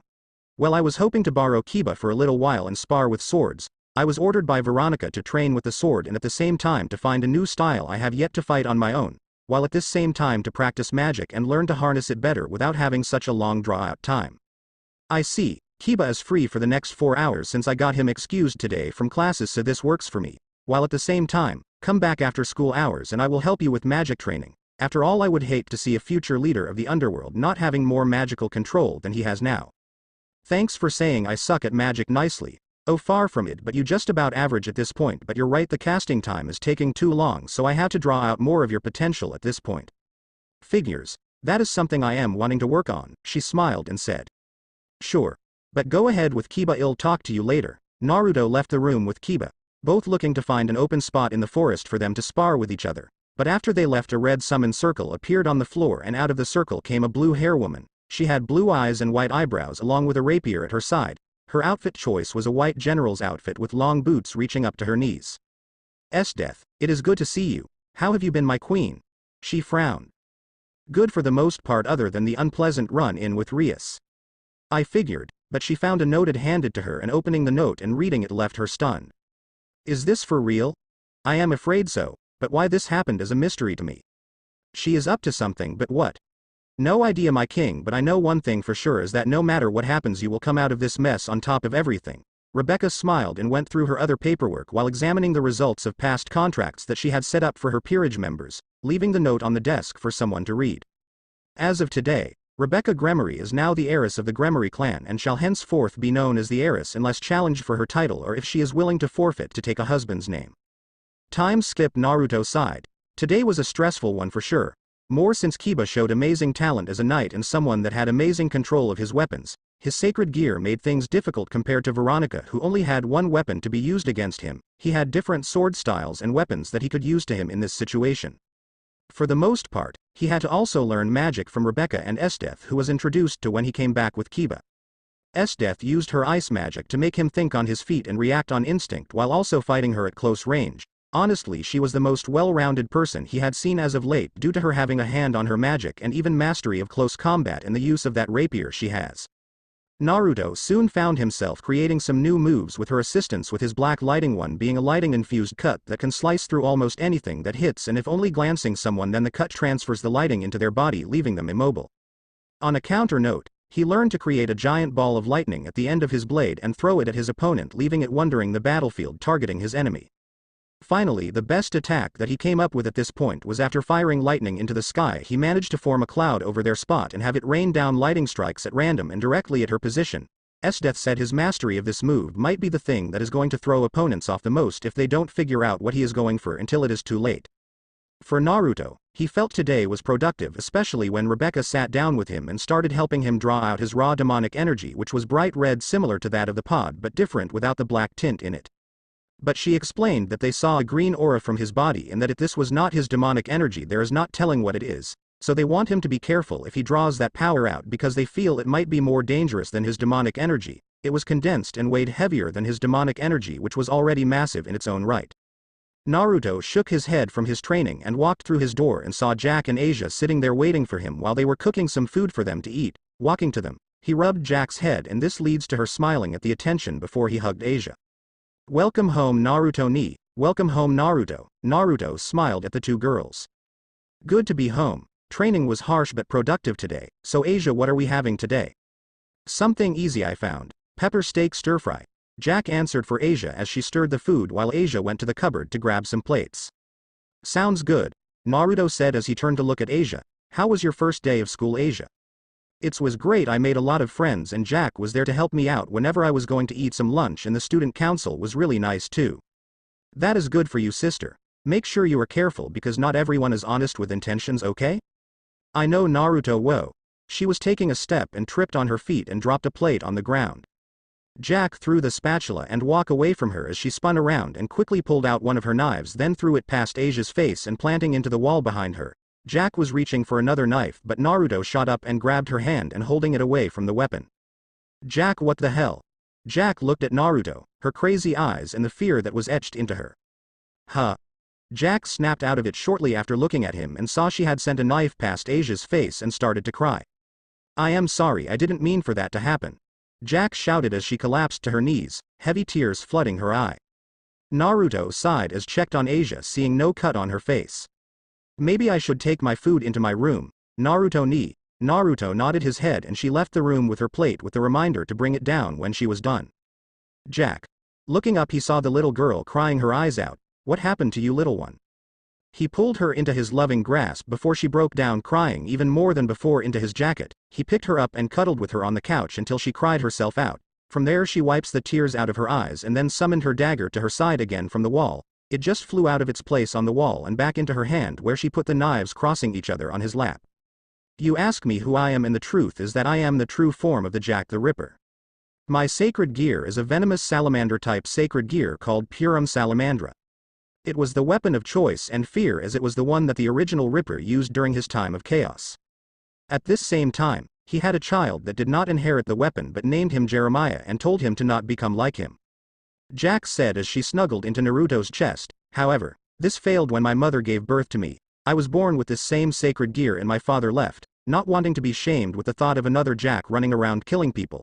My mother stood by me during these times and had loved me unconditionally while using me to eliminate those that dared to oppose her over the time of life.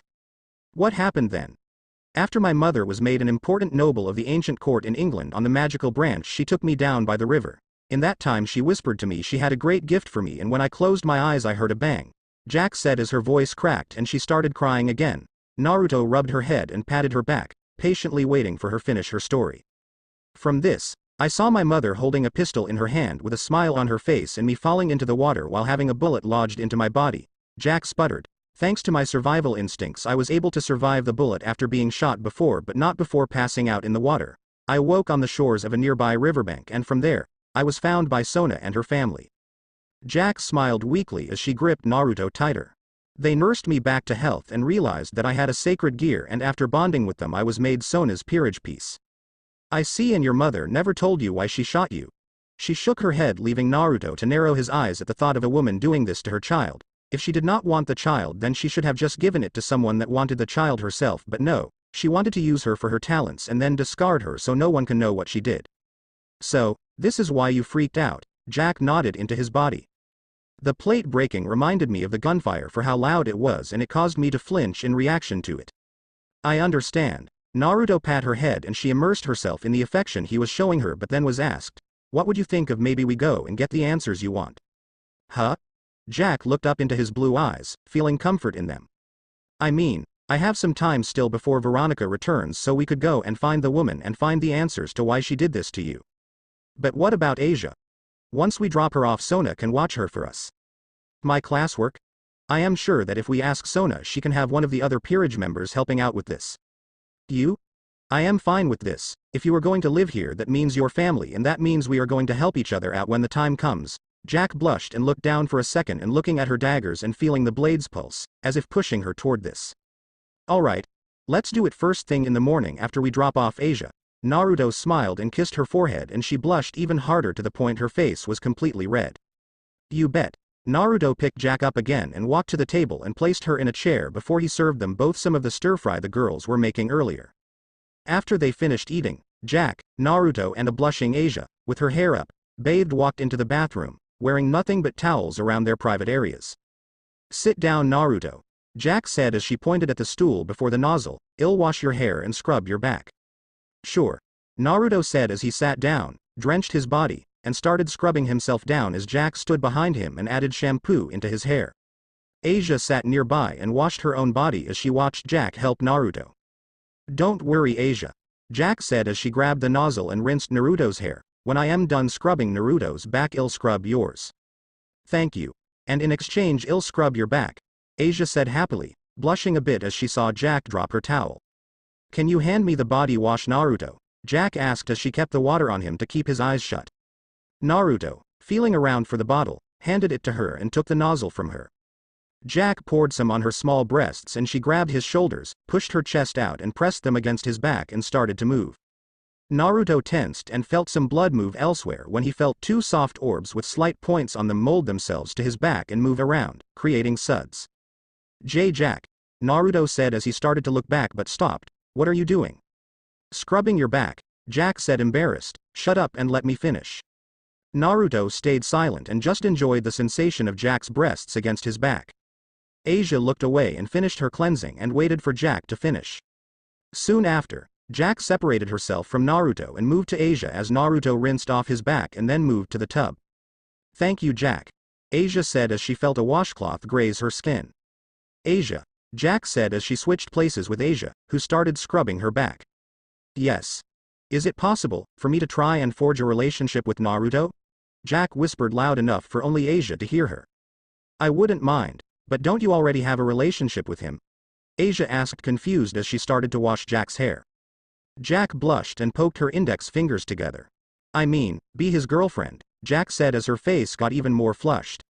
Asia awed and hugged the smaller girl. I don't mind. I think he would like that, Asia said as she pushed her bigger breasts against Jack's head, making her upset. She did not have a bigger body, but hers was softer from what she could tell, and she still had time to finish growing.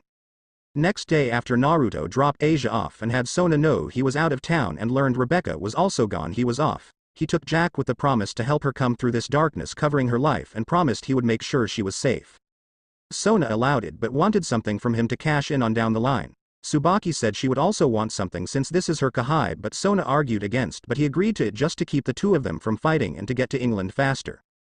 While some believed that England is completely controlled by the church, in reality the church's presence is about the same as it is in places in Asia and other parts of Europe minus Italy. For the most part, there were exorcists that are home there, but they generally don't bother with others as long as the devils and fallen and other races didn't bother them or harm innocent people in the kingdom. Naruto and Jack were pretty much not wanting to start a fight with the church and only wanting to find this woman and get answers from her. Looking around London, he saw that there were 3 fallen angels hiding in the city, and from the rumors they were protecting the woman, so in accordance they both agreed that it would be better to remove them quickly and quietly as possible. So going on this, Naruto killed one that was drinking at a nearby pub while the others were poisoned by Jack when she appeared at nearby food stalls and poisoned their food with her weapons poison. They keeled over as fast as they were there, and soon they both heard that Jack's mom, Alexandria, was having all the rogue priests guarding her on high alert at her estate, so they knew where to go since she was located outside of London, meaning they could go crazy while they were outside the city limits. Upon approaching the grounds on foot and hiding behind the tree line, Naruto used special magical binoculars to see the outside and inside of the building. From what he could see, the groups were broken into 3 sections, with some being posted around the perimeter, some on the roof, and finally the ones that were guarding the hall to the woman. Okay Jack, so how do you want to do this? Why are you asking me? Well, I figured since this is your coming home celebration, I figured you want to decide how to introduce yourself again. I still don't get the concept, but I want to do this quick. I hate being in this country, and being this close is making me more antsy at this point. Okay then, I'll take the guys outside while you deal with the people on the roof and inside the building. Naruto summoned his sword and with great speed blurred to the grounds and saw the 6 men gathered around the perimeter were walking around like soldiers. So he hid in the shadows, and when they passed him he slammed his sword through their throat before dashing at the next one and doing the same. In time he killed everyone on the perimeter, and floating up to the roof he saw the guards there were dead with knife strikes through the back of their heads. Going inside he saw more terror that was unleashed in the hall, with them all being beheaded and even having their guts ripped out of their bodies. At the door he saw Jack opening the door and seeing someone standing there while freezing for a split second. Hello mother. Alexandria tensed as she blinked, realizing who she was looking at. Why you, it can't be. I shot you. Jack frowned at the comment and entered the room before throwing a knife at the pistol she was reaching for. The gun in question was broken from the straight strike and she pulled her hand back while staring at her former child in fear as the thrown knife returned to its master's hand. I have questions and you are going to answer them, Jack said as she caught her knife. Alexandria frowned. What are they? Why did you shoot me that day? What did I do that bothered you so much? Alexandria growled before smiling brightly. You want the truth, then fine, here it is. I never wanted you from the beginning. If your father was not someone of a noble lineage, I would never have had you. Alexandria snarled evilly. More so, I would never have had a child of the monster that hunted women in the dark. But when he told me about the sacred gears and how yours is powerful in their own right, then I knew I could use this to my advantage. Jack's eyes widened as she heard these words. When I knew the other lords were going to make claims to the title of the head of this branch of magic, I knew this was my chance, Alexandria stated. Sadly, your father did not see this and tried to take you away from me, so when he was running I shot him in the back while he named you with his last breath. That fool wanted you to be a normal child for most of your time before your gear came to the surface. Why you killed my dad? He loved me? Alexandria's smile grew. Yes. Your father named you Jack and I killed him to keep him from stealing you away from me. But then those people I killed that you told me were bad people, then, she felt the shock of her actions clouding her judgment, and then feeling the fear and shame that she murdered innocent people, her body started shaking and she dropped. Yep, you killed people that were threats to me, claiming the position that I hold now. Look at me now. I am a noble lady and one that had no more use for someone that was dangerous as you. Alexandria said as she moved a bit, getting closer to another gun. So down at the waterline I shot you in the hopes that you would die in the water from either bleeding out or just from drowning in the water. Did you ever love me? All those time together, did they really mean nothing to you? Jack asked, begged in slight desperation. Alexandria scoffed. Yes, you mean nothing to me, nothing more than a rabid animal I used to my advantage. Jack's hands fell to her side, dropping her purple knives to the ground, and her mind went into overdrive and before Naruto could walk in and deal with this bitch who was now looking for another weapon. Your sins are heavy, they are same as the sins of woman that crossed the river. Jack growled as her Purim salamandra returned to her hands, you will know fear. A large dark, gray-purple salamander spirit oozed from the knives and stood behind Jack before it sank into her body. Soon Jack's body was covered in a purple aura and she screamed with the knives in her hands melding into her skin. Jack screamed from the pain she was in and soon her body started to convulse and her aura take a dark sinister turn as her hands started to gain scales. Jack's eyes turned into slits, the skin from her hands to her elbow was turning reptilian, and soon purple ooze was coming off her newly scaled pores. Standing up she looked at her mother and snarled with a forked tongue coming out of her mouth. Die. Alexandria grabbed a gun and shouted, you first. Tell your father hello when you see him in hell. She fired 3 rounds but Jack blocked them with her scales making them fall to the ground. She then walked to her while blocking the bullets bouncing off her skin again. In time she was standing in front of her and holding the barrel of the gun and crushing it in her grip. Squelch. Splatter. Alexandria screamed in pain when Jack slashed her stomach and this left her gasping for air. You die like the rest of them. The poison in your body will kill you in about 10 minutes at the least, Jack said aggressively. What, but you wouldn't do this to your... Jack grabbed Alexandria's mouth and shut her up while pouring even more venom into her body, with her face starting to rot slowly making her scream more. You're not my mother. I have one named Carides Citri and she has loved me without conditions and I have found love with a peerage as a family and love with someone who cares for me without asking for anything. You are nothing to me other than an incubator, Jack stated darkly, watching the light leave Alexandria's eyes. In seconds the body slacked and she was gone. Jack dropped her and stood up. She turned to leave but stopped when she saw a dark-cloaked individual with purple eyes staring down at her. You've finished our work. Go now, Jack, and be free from the curse of the Ripper. The man looked at Naruto and whispered, take care of her or you'll be my first male victim in the future. Soon the ghost disappeared and Jack's body turned back to normal with her knives falling to the ground covered in blood. Jack smiled. I am free. Naruto frowned and hugged her. Yes, you are free. Live your life. You're not Jack the Ripper anymore. You're Jack the pawn of Sona Citri and my friend. Thank you, Naruto-kun, Jack said with a beautiful smile. They stayed there for a bit before they walked out, leaving nothing there to say who it was that attacked other than maybe a rogue poison monster. Kuo Naruto arrived back at his home and sighed. What a tiring day, I mean how can this day Saji? He saw the blonde boy bleeding on his floor and grunting in pain from the holy bullet in his arm. Too. What the hell happened? Jack asked as she removed the bullet before casting a small healing spell. The fallen, they came for Asia. Saji said as he was healed. I tried to fight them off but they were too much and took her away. They told me they are going to make you feel suffering for failing to heed their warning. Naruto growled and looked at Jack signaling that to follow her when she could. Naruto summoned his sword and soon was covered in lighting before dashing off to the church in breakneck speed. Naruto could feel his power building up and he was slowly seeing red as the more he thought about Asia, the suffering she went through, and these bastards doing it again to her now to also spit him infuriated him. He didn't even see the fallen trying to stand in his way who then aimed their spears at him, but the minute they went to throw they were attacked by Jack, who heel kicked one of them and threw her knives at the other two. For harming the pawn of my king you shall suffer the wrath of Jack the Ripper, prepare to die.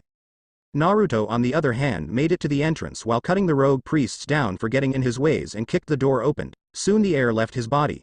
The feeling of numbness washed over him, and he saw something that made him drop his sword in shock, causing it to disappear. Rainier was playing with some green rings on her fingers while smiling at him arrogantly. Fried was sitting in one of the church pew, feeling up the dead body of Asia, which was in his lap, who had a bloody hole in her stomach while her eyes were dull. Oh, you finally showed up, shitty devil? Fried called out joyfully, waving at Naruto as his other hand was on Asia's breast.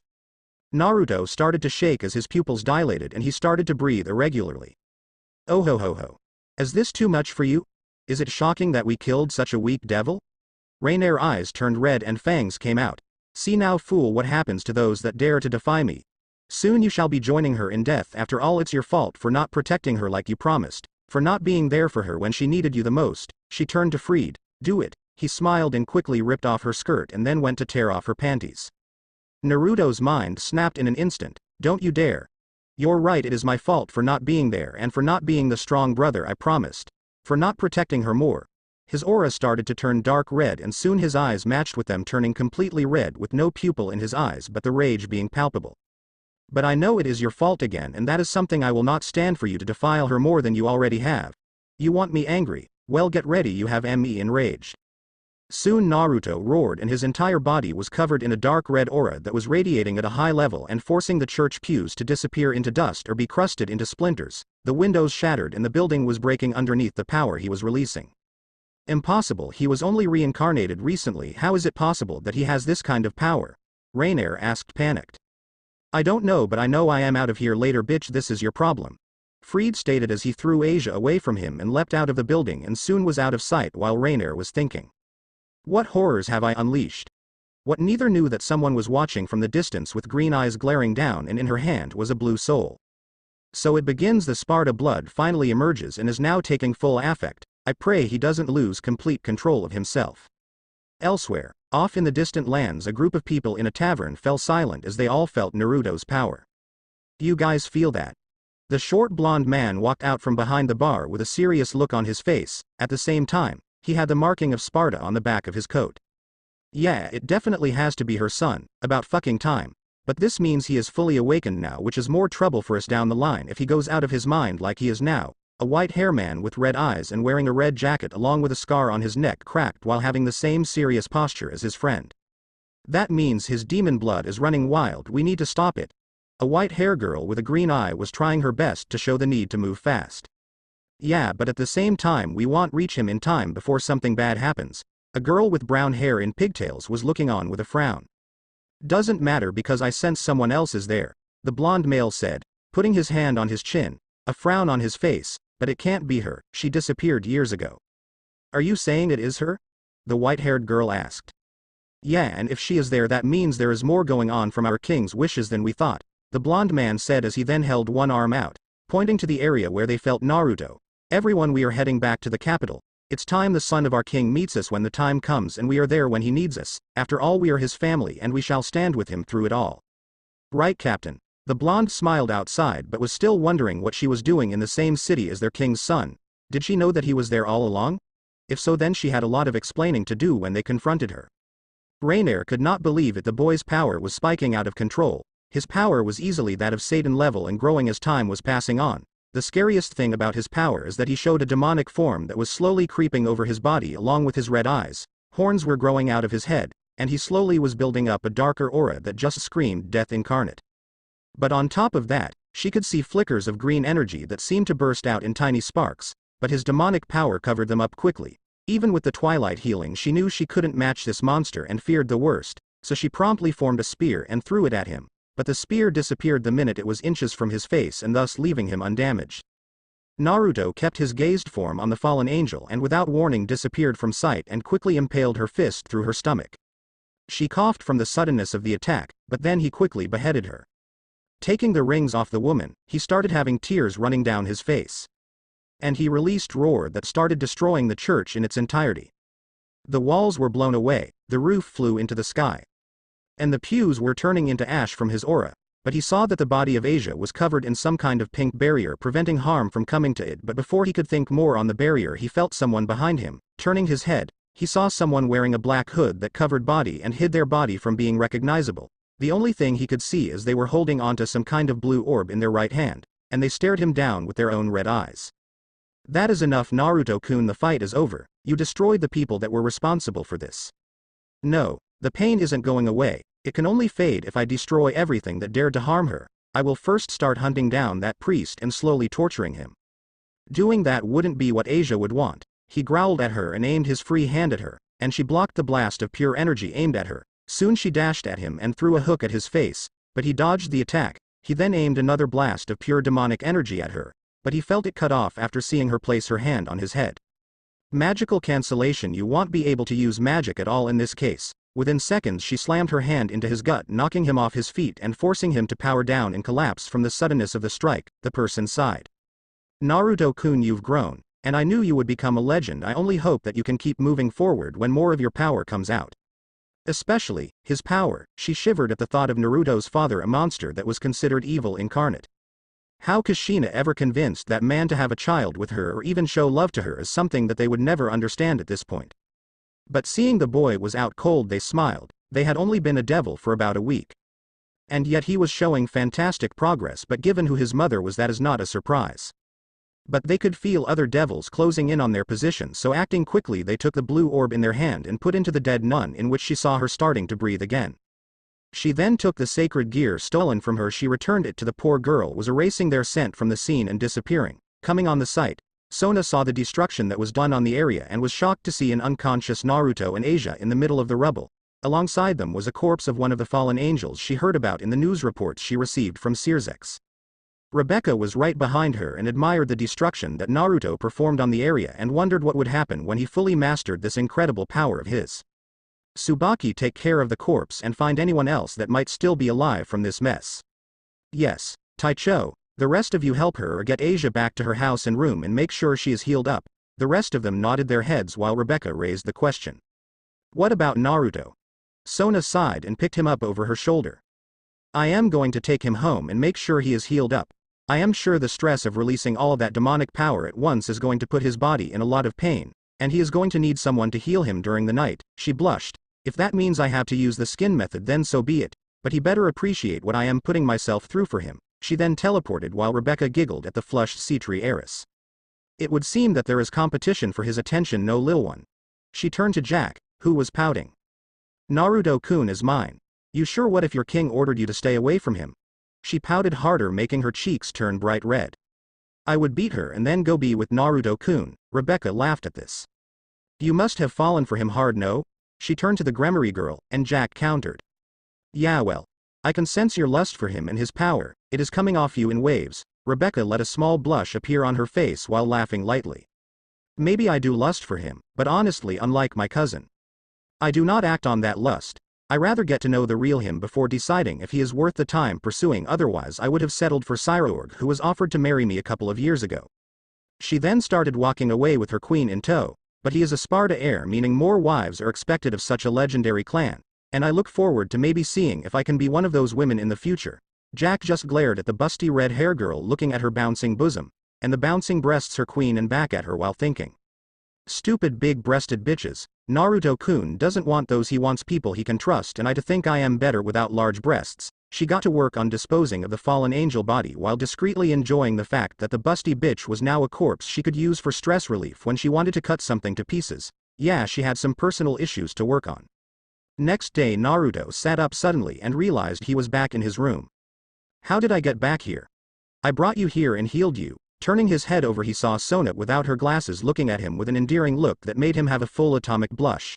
Added that she was not wearing anything underneath the sheets and they were pulled down, meaning he could see everything going on with her body at this time. Just for the record, the carpets matched the drapes, and he was pleasantly surprised by this.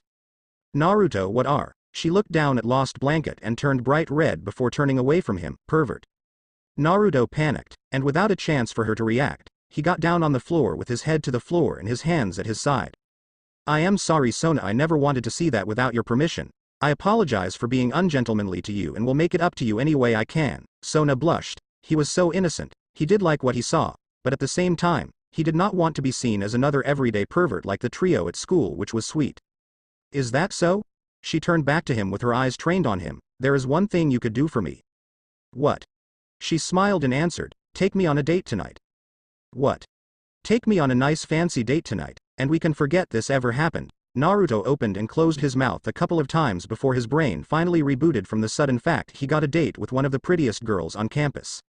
I would be glad to bet. Sona hoped from bed, forcing his head back to the floor while she got dressed and then started up a teleportation circle.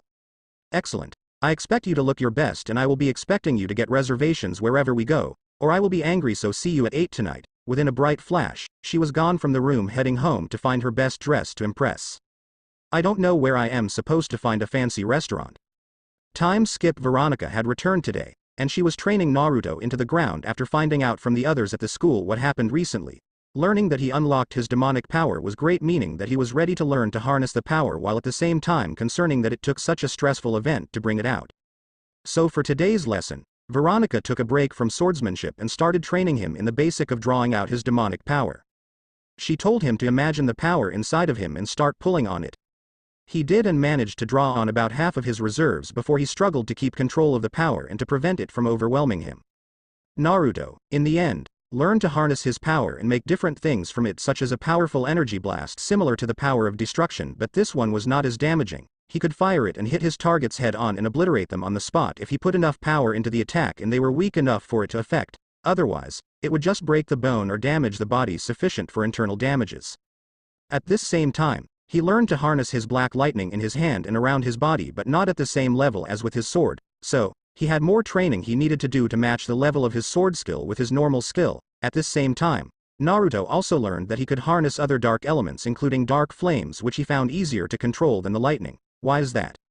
He didn't know, but he knew that it was just easier to control them without his sword out or having to transfer the power through his blade. It is theorized by Veronica that his abilities must have different needs. The fire needs to have his body heat to help produce it and to be directly drawn on without something to go through, that is magic, while his lightning is stronger and more refined due to it not having to flow all over his body or concentrate all of the energy that is running wild in one spot. Within the sword, he can force the magic all along the blade, and it will help keep it sealed until he is ready to send out the attack. Naruto took a deep breath and looked up at the dark sky that was floating over their heads. Veronica noticed he was distracted throughout training, so she decided to get to the problem. What is going on, Naruto? Well, Sona asked me on a date today and wants this to be something fancy, but I don't. Wait, Sona Citri asked you on a date? Yes, but the problems. She put her finger to his lips and smiled sadistically.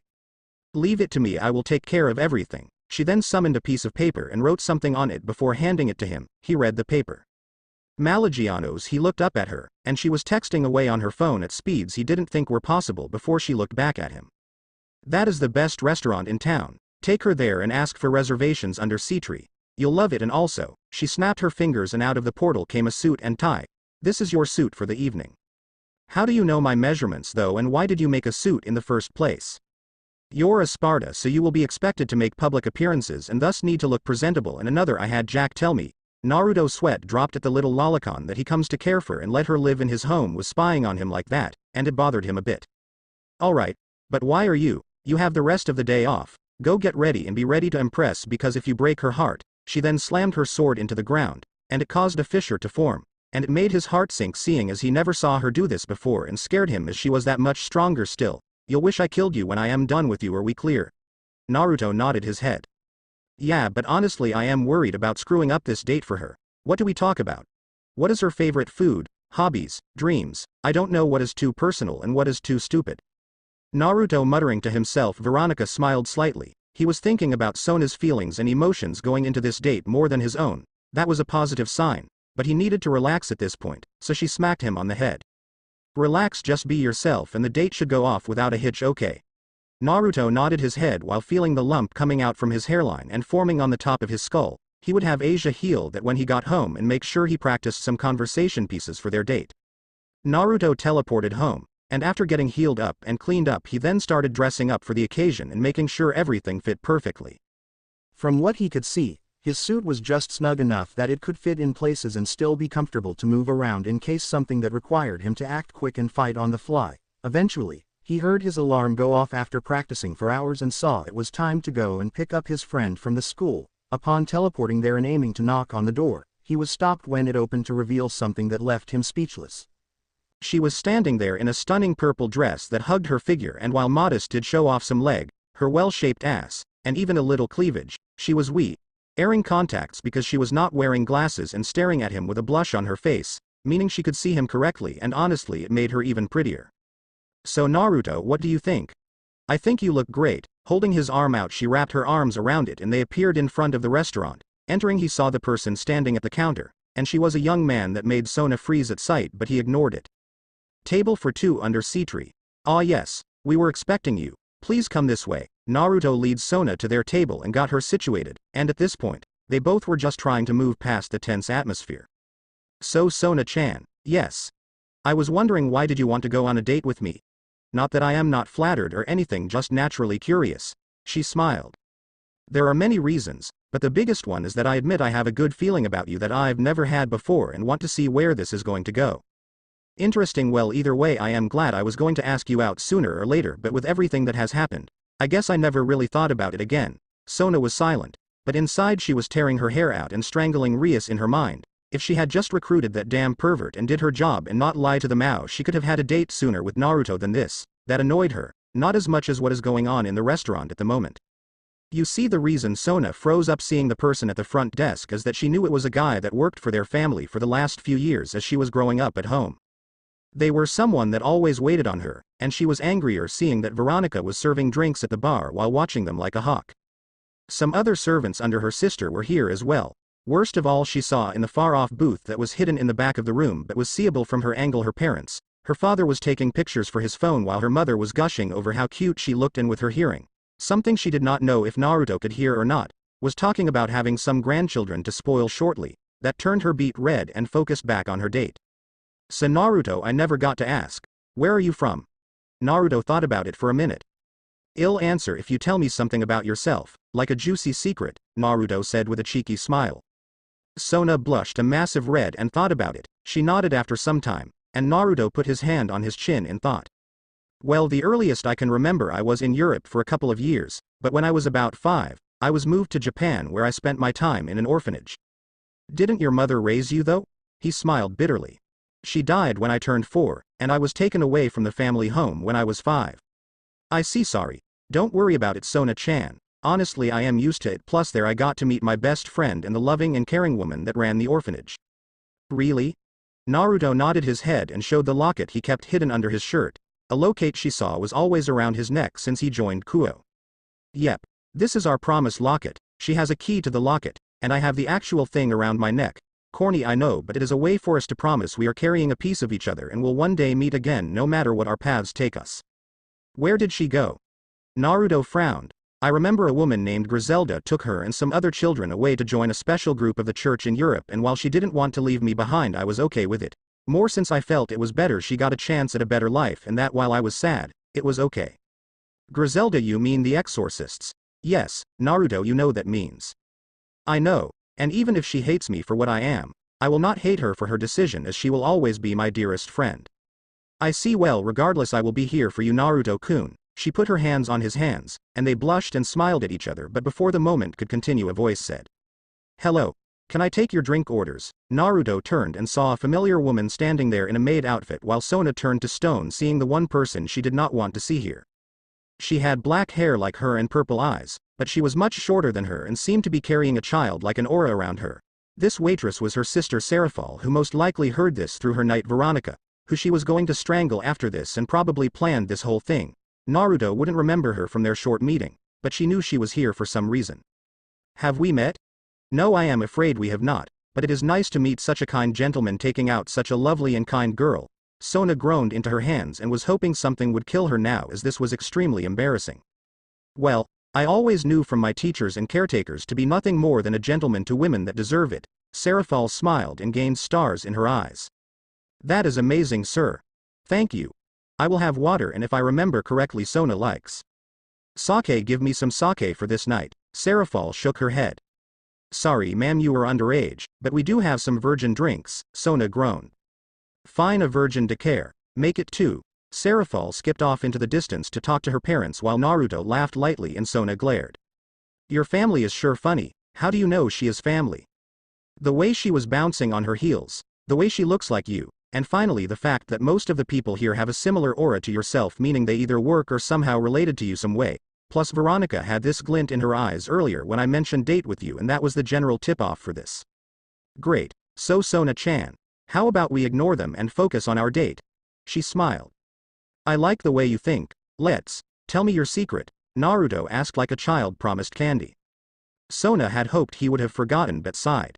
She motioned for him to lean in close. Naruto did, and then she leaned in, her mouth covered.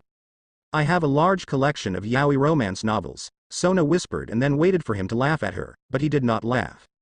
Interesting. So you ever fantasize about Kiba and me being a couple? Naruto asked, slightly uncomfortable. What? No. Sona stammered as she tried to regain her composure and was happy he did not laugh at her. Speaking of dreams, do you have any dreams, Sona-chan? I want to open up a rating game school for devils of all classes. Naruto raised an eyebrow at this. You mean they don't have one of those in the underworld? No. They find this to be only useful to those of high-class lineage or those that become kings through other family ties. Thus those that are not born into royalty or high-class society cannot gain access to this kind of information.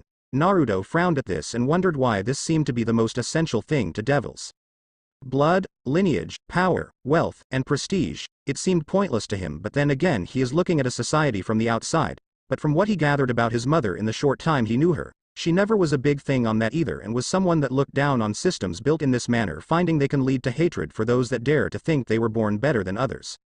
What is stopping your dreams, Sona-chan? Well, honestly, funding and the fact I don't have anyone backing me on this idea or dream of mine. Then consider me your first investor and supporter. Sona was shocked by this. Sona, I think the dream you have is beautiful, and if I can do something about it when I finally take my place as the Sparta head, I will. That is a promise. Sona smiled. Thank you, Naruto-kun, I guess I can give you a reward for this promise. Sona leaned over, and both of their lips met. They shared a deep kiss and soon separated after the innocent kiss, missing the giggling in the background and the coos and ahs at the scene. Sona blushed bright red while Naruto was not too far behind her. Well, that is a contract signing, I don't mind. Sona smiled sultrily. Then how about we affirm the contract, so we don't miss any loopholes? Naruto leaned forward and whispered. Let's and maybe add some additions to the contract. Don't push your luck, Sparta. Naruto smiled. Can't blame a guy wanting to make out with a beautiful woman he wants to be his official girlfriend. Take me on a few more dates, and well talk. They shared another kiss and soon the rest of their night went off without a hitch. After Naruto had finished his date with Sona and dropped her off at home where he was sure she was going to find her family and strangle them for what they did, he walked into his house. He checked in on Asia, who had been bedridden since she was revived. Naruto caressed her head and prayed, despite it hurting, that God would let her return to him. Exiting her room silently, Naruto made way to his room and found an unusual sight. Sitting on his bed in her bra and panties was Rebecca and Esteth, who was more frowning at the situation they were in. And Rebecca seemed to scream she needed something. What is going on here? Naruto, I need a favor. Looking at Rebecca, he asked. What is it? I need you to make love to me. Come again. My queen will assist in this endeavor. Esteth looked at Naruto, and while she was not frowning in disappointment, she was not smiling either. You've yet to prove yourself to me other than that small burst of power earlier, but I can see there is the potential, so I am willing to lay with you on the orders of my king. Wait. So you guys want me to have sex with both of you? Yes. Naruto sat down on the floor and bowed his head to them and then looked up. Thank you for the offer, but how about you explain what the hell is going on first? Yes indeed. Turning his head and jumped to his feet, seeing the maid that worked for Sirzex standing there with a glare on her face. Explain why you two were about to try to sleep with Naruto-sama. Naruto looked at the girls and Grafia and finally yelled. Seriously, is this just come in and be how you please in my house? Damn it. Someone tell me what is going on. Soon Jack appeared at his window and pouted, seeing the big-breasted women. If Naruto-kun wanted to sleep with a woman, he could do that with me. Naruto nearly had a heart attack, and then suddenly Tsubaki teleported into his room, causing him to groan. Naruto-san, I had some. She saw the people in the room and quickly paled at the sight of Grafia. I see you're busy, I will come back. Stay. Grafia glared at the girl, and she froze in her step. Fuck my life. Okay, can somebody tell me what the hell is going on before more people decide to drop in and cause a big scene about this? Rebecca sighed. It is complicated. Naruto gave her a blank stare. You're sitting on my bed in your underwear offering your virginity and Queen's virginity to me while having an angry maid standing behind me freezing my floor and the walls. Then I have two friends now seeing this mess as well.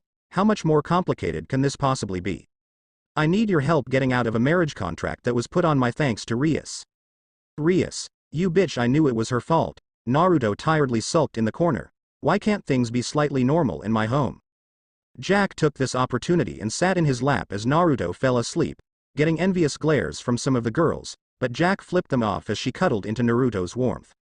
Naruto groaned awake after finding himself in his bed and wondering if what happened yesterday was just some kind of freaky dream that he was having. Honestly, I got to stop eating desserts before bed. Naruto tried to sit up but noticed that he couldn't move either of his arms. Looking down, his eyes popped out of his head, seeing what was relaxing in his bed next to him. One was a naked Rebecca who had apparently ditched her sleepwear sometime during the night, while Esteth was right next to her doing the same thing. However, she was pushed up against Rebecca's back and was almost kissing her neck. On his other side he saw it was Jack pulling his arm into her body while Tsubaki shockingly was there as well. However, she was pushing her head into his shoulder, resting her breasts almost around the head of Jack. Naruto could only think that was kinda cute, but also hot with them mostly being girl on girl. But at this point he really needed to get up at this point or they were going to find him with a boner. Before he could react, someone entered his room and quickly bowed to him. It was Grafia confirming to him once again that yesterday or at least last night was very much real and that he was dealing with this crap right now. Forgive my intrusions, Naruto-sama, I am only here for the girls. Take them if you want, I just need a few minutes to get dressed. She bowed to him and without warning dragged all 4 girls out of the room by their hair, waking them up. Most complained at first, but after seeing who was dragging them they quickly shut up. Naruto just quickly took a shower, changed into his outfit of the day, which was a white tight top and some long black pants and boots. He wore these to when he knows he is going to train with Veronica most times, but had to be presentable at the school at this point and knowing that soon he would have to return in the near future, but he was fine with this for now. Naruto walked to Asia's room and entered. The blonde female was sleeping soundly as Naruto walked towards her. He checked her breathing and pulse, finding them both normal. Asia, Naruto thought as he ran his hand through her hair, please wake up soon. He leaned in and hugged her gently before he left, not seeing the light smile form on Asia's lips. After walking down the stairs, Naruto saw all the girls dressed and breakfast was sat out at this point. Sitting down, he quickly found a school-dressed Jack sitting on his lap, flicking her tongue at the other girls in the room and citing their anger. Okay, so now that it is morning, can someone please explain why you were all in my room last night? Well, I can't speak for the others, Rebecca sighed, but I was there because I wanted to break the arrangement that my cousin put me in. Naruto raised an eyebrow. How so?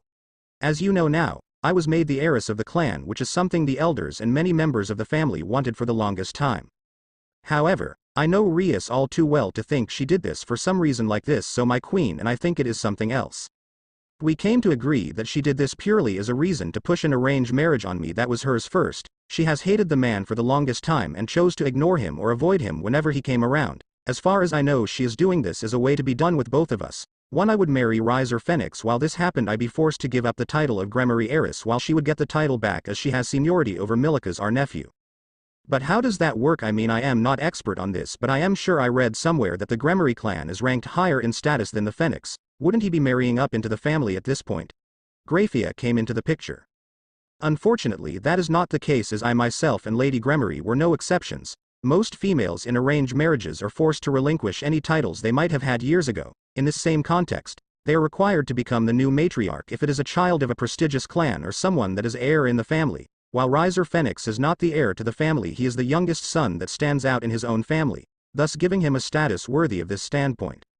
Why the youngest son though? Because, turning back to Rebecca, who had a scowl on her face. They made this deal after their oldest son was born and Sirzek was born. As far as the clans are concerned, as long as it profits in the end, they don't care who marries into whose family in the very end. Naruto frowned, wondering if this is one of the reasons his mother really didn't deal with the underworld or always kept people from her devil life away from them when he was growing up with her. While it was true he was 4 when he lost her, he still has some fuzzy memories of her and someone in the background looking onto him fondly.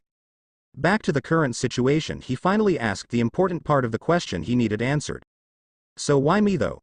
As you were a Sparta. Grafia glared at Rebecca and continued, if you were to have claimed the virginity of the Gremory heiress, this would signify that you are now laying her as your first wife, and thus she would be immediately brought into your family.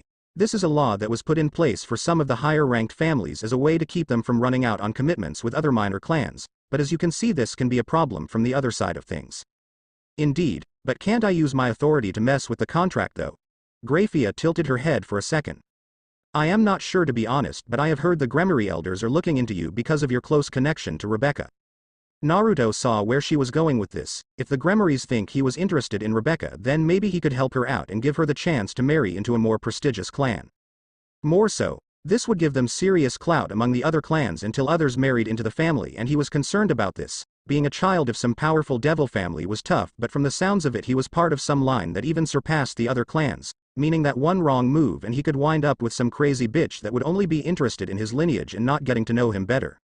Sighing, he turned to Esdeath, who answered his question before it was asked. I am here as my king, and I had an agreement years ago. If she found a man worthy of lying with, then I shall join her on the first time and see if he is worthy of me as well. Wait, you would do that? She smiled while licking her lips. Of course, after all Rebecca only chooses the best. If that is you, then I can be assured powerful children that will stand at the top of the world. Naruto sweat dropped at this comment. Great nutty bitch, only wanting my seed if I can help make her strong children, good to know. But she is more of a package deal though, so that is interesting for sure. Naruto turned to Jack, who pouted at him. I am the one that loves you and wants to spend time with you. Plus I heard that you took Sona Kaichu on a date, and I know that if I want to have you then I need to move now. Naruto sighed while patting her head to calm her down. More so since he could feel the poison starting to drip out of her body, and the last thing he needed is them thinking she was trying to kill them. Looks like confronting her mother healed her mind and gear, but still she was out to get him in another way, and that was disturbing. Not that she isn't cute, but the problem here is that she is a full-on lolicon, and that was something frowned on by many. He would consider this nothing special, as he would be happy to be romantic with Jack, but he was not sure now was the right time for this. So moving on from this, he turned to Graphia, who shook her head. I am here to make sure Rebecca did not do something stupid, and to warn you all that Rias has returned to Kuo and she is going to be aiming for all of you. Please be on guard, and most of all, don't let her actions or words bother you too much, as she can't do anything to any of you at this time. If she does, then the Lord and Lady Gremory will drag her back to the underworld for another lesson. Graphia had a small sinister smile on her face, and this terrified everyone in the room. Turning to Tsubaki, she blushed at eyes being on her. Well, I wanted to cash in that favor I am owed and ask if you would go out with me today. Naruto sighed. Sure, if that is what you want, then we can do that. Great. I'll see you at 6. Tsubaki quickly teleported out of the room to avoid more of the tension in the air and the glare she was getting from Jack. After everything was settled, Naruto and friends ate the breakfast and were out the door in no time. At the same time, Naruto knew that he was now in a situation that he wanted to avoid until he was ready. Politics. Apparently, with Rebecca coming onto him so strongly, this is a bad sign that this is going to draw the ire of the Phoenix family. While he was not worried about the clan as a whole, he didn't know who this Riser fellow was, other than he was a playboy asshole that was self-entitled. Apparently, on the way to school with Rebecca telling him, his whole peerage consists of women he was either making out with, sexually harassing, or just outright fucking at this point. Hell, his own sister is in the peerage, and while she was talented, the only members worth anything were Riser, his queen Ubeluna, and Revel herself. Outside of them, Rebecca describes the rest of the peerage as mediocre, or a group of people that are nothing but pests there for looks. Naruto and his group arrived at the school entrance, where he ran into the one person he wanted to avoid until much later, Rias Gremory. She was staring them down with a dark look in her eyes, while Akano was smiling darkly at them, Kaneko glaring, and Issei settling for perving on the women around him and Rebecca. Well, cousin, it has been a while. Indeed, Rebecca, so how does it feel to be engaged to such a man like Riser? I can't help but wonder what it is to be the prodigy of the clan and be someone that is about to marry a man that will use and abuse her. Rias was smiling with joy at the thought of her cousin being toyed with by Riser. As far as he was concerned, one Gremory was better than no Gremory, but the key difference is that he wanted to have the prodigy now, as Rebecca is beautiful in her own right, while also having the pedigree of a prodigy to go with her makes her a prize greater than Rias. Well, I don't know how long the arrangement will last, given that I have a love interest of my own to pursue. Oh, and what great love interest could that be? After all, no clan would dare trifle with the Phoenix family and their wishes, you know. Naruto shook his head at the arrogance rolling off Rias and wondering if she was always like this growing up, or if this is just something she developed recently. Well, she leaned against Naruto and kissed him on the cheek, causing Issei to pull his hair out and the other men on campus to cry tears of anguish. You think this brat can save you? Please, he might be a Sparta, but he is obviously the runt of the litter from what I heard. Rebecca, finally having enough, glared at her cousin before standing nose to nose with her. Their breasts smooshed against each other. This caused Issei to faint at such an erotic action, while Naruto blushed but was still showing anger in his face. Be very careful, Rias. One bad move and that can land you in a heap of trouble with the clan. After all, the Sparta clan has only 3 generations among them, and Naruto has the potential to surpass them all. Please, as if he could. Rebecca grinned. Oh, he can. After all, his demonic power is the reason that all the devils are running around in the underworld. This caused Naruto to raise an eyebrow. Did his aura really get that intense? Honestly, he could not remember, given that when he saw Asia dead and what Freed was about to do, he blacked out at this point. But he would hunt the man down and kill him, as he owed the man that much for his trouble. At the same time, he really needed a doctor to check on Asia and make sure she was safe. Yeah, he was able to heal himself yesterday from Veronica, but that didn't change his concern that her own healing wasn't working to bring her about faster. Naruto was brought out of the argument when he saw Sona approaching everyone with a dark look in her eyes. Rias, you know the rules. Cause trouble on campus and Sirzek will be the first to know. Rias gritted her teeth as her former friend was turning against her. Really, she was just trying to protect her from Naruto, as he was scum and still is scum in her mind. He was someone that reminded her of Rias, and it angered her more than anything. Plus the fact that he was not paying attention to her or the others was a shot to her vanity, and it was one of the reasons she went out of her way to destroy him. The reason she tried to kill him was that with his death then maybe things would go back to the way they used to be without him always around her best friend and her former knight. I know, but why are you here, Sona? She smiled and without warning brought her lips towards Naruto's, and thus causing the entire school grounds to stop walking and looking at them. He was shocked she was this open with everything, and honestly he could feel someone was watching them and begging for this to be true or something. Taking her lips off him, she held his hand in her hand, and smiled. Well, I wanted to see my boyfriend since I know last night he was swamped with different people at his house. Naruto raised an eyebrow and she mouthed. Tsubaki. Naruto nodded his head understanding. What, you're dating him? Rias horrified. Her friend was really planning on throwing her away for this man. Why, what made him so damn special he would be worth that? Yes, after all, he is a Sparta, and at the same time we've had feelings for each other for a while, so this is the perfect chance to display them in public. Good day, Rias, stay out of trouble, okay? With that she dragged Naruto away with a pouting Jack following, not happy to being ignored, while Rebecca huffed and walked past her boiling cousin and concerned peerage. Time skip. Naruto was exhausted. His training was harder than before thanks to Veronica upping his training now, with him having to draw out more of his raw demonic aura. But sadly he could only draw out a little more than yesterday, and thus he was still working on mastering this power. He had little success, but Veronica mentioned that one's demonic power, especially his, is connected to his emotions and must be tampered. So in time he would learn to activate this power and then control it with greater ease once he found the spark that can bring it out.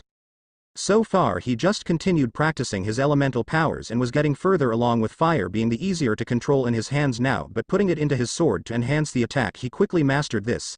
Lightning on the other hand was proving slower, as he was having to slowly build the power over time and thus generate it throughout his entire body while not focusing on any point more than others. It is like controlling every physical part of your body at this point, and it was near impossible for someone to do this, but he would keep it up. But for now he was busy getting ready for his second date in a row. Walking to the student council room in a button black shirt and brown slacks, he saw Tsubaki wearing nothing special other than a tight black top and a pair of long black pants, hugging her curves. Once they complimented each other, she quickly teleported them away, and soon they arrived at a shop that Naruto knew very well, and that it is Tsubaki's greatest secret. She loved to cosplay, and not just cosplay characters from other series in modest sense, but I mean she wanted to do the hentai characters and even act like them. For Naruto it was the odd thing in the relationship he had with her other than her massive porn collection that was publicly known to the peerage, but this was not, and after Naruto found out while bumping into her in this part of town she was mortified. He kept it a secret, but she always held him at fault for coming looking for her. Naruto entered the store with Tsubaki and she looked around while finding a handful of costumes. Finally Naruto asked, "So why am I here?" She blushed. "Well, I wanted to spend time with you and show you some costumes that I wanted you to purchase." "Why me though?" She blushed brighter. "Are you kidding? If I bought them my entire peerage would know, and thus they would find out about this." Naruto sighed. "You know you're going to need to tell them sometime in the future before backing yourself into a corner in the future." "Maybe so, but for now I am keeping it this way, and you're paying for seeing me naked anyway." Naruto deadpanned at this while just watching her enter the changing room with the outfits. Naruto sighed and looked at his phone, seeing he had a ton of more contacts than he did before, one being Tsubaki, as she recently added herself, Sona, Rebecca, who hacked his phone, death of all people, Veronica, shockingly, but not so much, as she was the one that bought him the phone anyway, and Jack. Yeah, I mean he other people in there too, like the other members of the peerage, but for the most part it was those main ones. Looking at his phone he saw he had 2 texts. One from Rebecca and one from death, so going through the listing he read Rebecca first. "Hey, are you busy Sunday?" Naruto quickly responds, "Not this Sunday, why?" "Well, I was wondering if you would like to hang out then? I mean we barely had the chance with everything dropped on you like this, and to apologize for how I was acting earlier." "Sure, I guess that is alright, but don't feel bad about it. I am sure most would do the same thing if they knew there was a way out." "Yeah, okay, see you Sunday then." Naruto was about to read death's message next, but the curtain opened and what he saw nearly made him bust through his pants. Tsubaki was wearing the tight top of Yoko from the Gurren Lagann series and wearing the shorts to go with it. Naruto blushed brightly and she winked at him while bending over. "So what you think of this one?" Why, you look great, Tsubaki-chan." She smiled and blushed. "Great, I got 4 more, so be ready." Naruto stood there as the curtain closed. "I am going to need a wheelchair." After that amount of excitement, looking down he opened his messages and saw one quick message. "I need to talk to you later. I'll be at your house after you get back from your time with Tsubaki. Naruto responds. How did you know I was out with Tsubaki? I watched you two teleport to that hentai cosplay store she likes. Honestly, it is always the shy ones, but I will tell you this much, you ever for more physical role-playing let me know. Naruto blushed beet red before shaking it off. You're messing with me, right? There was a pause for a minute before a replay came back. Show me more and you'll find out, Naruto sighed before ending the conversation. Fine, I'll see you later. Great, bye. Naruto turned his phone off, but when he turned around, Tsubaki was out of the changing room and she was dressed in another hot outfit that made him nearly collapse from shock. Not the most revealing outfit she could have picked up, but it was hot one with her role playing as Tsubaki from Soul Eater, and he was shocked how good she looked in the outfit, but if he had to guess, the outfit was a bit on the small side, with it barely containing her breasts. Well? Pretty tight looking but good otherwise. He tried to hide the boner he was having at this point, but she smirked at it. Well, I'll keep this one for sure. Closing the curtain, he sighed, hoping the next one was not as bad as this, but to his horror it was even hotter than the one before, and this one nearly caused him to collapse on the spot. The outfit itself was based off a hentai character, and one that he knew as it was one of Issei's favorite characters. She is wearing a white cloth that covered her breasts just to the nipples, barely covered her ass and crotch, and showed off her creamy skin while having a green wreath around her head. Celestine, really? Yep. I wanted to see if I can pull the look off even if I am not an actual elf or someone of divine blood. What do you think? Want to have a taste of this amazing goddess? Naruto blushed at the way she pushed her breasts up for him to see and quickly shook his head at this. Great costume, please change before the manager gets angry at us. Don't worry, I dealt with him a while ago and it is only going to be the two of us, but first, she quickly grabbed his hand and dragged him into the changing stall. There is still one costume, but I might need your help with this one, so mind helping me change into it? Naruto blushed. Well, don't worry, I won't bite, I promise, unless you ask me to. Naruto blushed brighter red, thinking Sona would kill him if he saw what her queen was doing to him. Without knowing it, Tsubaki had already taken the clothes off her body, leaving her naked and him barely able to restrain himself from looking and then turning away. In time he helped her into the tight outfit and thus looked the role of the dark elf queen, and thus quickly helped her change out of it to avoid more hormones going wild, but before he could leave she brought him into a hug.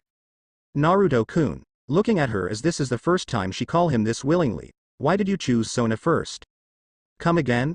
I mean, I know Sona is prettier in a lot of ways and my king, but I feel that you and I are meant to be. We share so many hobbies and traits that we are perfect together. Please, she had tears in her eyes, tell me why I wasn't the first woman? Naruto frowned. This is what she was wanting to talk about. She thought she didn't matter in his life. That was crazy to him. While he understood that women in this case compete for men just as much as men do, maybe more at times, he knew things were different in the underworld. Sharing was not a frowned-on concept, and in fact it is welcomed due to the low male population at this point. But he knew that Tsubaki was not someone he wanted to be a general numbers, or if he was comfortable moving this far ahead into the idea of marriage as a whole. Tsubaki, please look at me. Looking up, her tears were coming down in steady streams, but he wiped them away. I do care about you the same as I care about Sona and Jack, but you got to understand that I can't do anything about that now, as I have too much going on at this very moment with my training, Rebecca and her issues, learning more of my heritage, and learning how to control my powers better. You mean? Yes, I do care about you and even think I love you, but right now isn't the best time for either of us. Once things calm down a bit and we have some more time to date and get to know each other better, then we can talk about this in greater depth, I promise. Tsubaki cried tears of joy. She was not being rejected. Without hesitation she kissed him on the lips, ignoring she was naked and could feel his hard-on poking her. Naruto returned the kiss and soon they separated after a couple of minutes of a tense lip-locking session. Once they got comfortable, Naruto helped her get dressed, paid for her 4 outfits that he knew that she was going to hide somewhere in her house or his, and they both were on their way. Tsubaki thanked him for the evening and can't wait to see what the future hold while he just teleported home. Upon entering the main room he saw Esdeath sitting there drinking some sake from a bottle. Hey, I see you're here already. Yeah, so listen, I am not going to beat around the bush.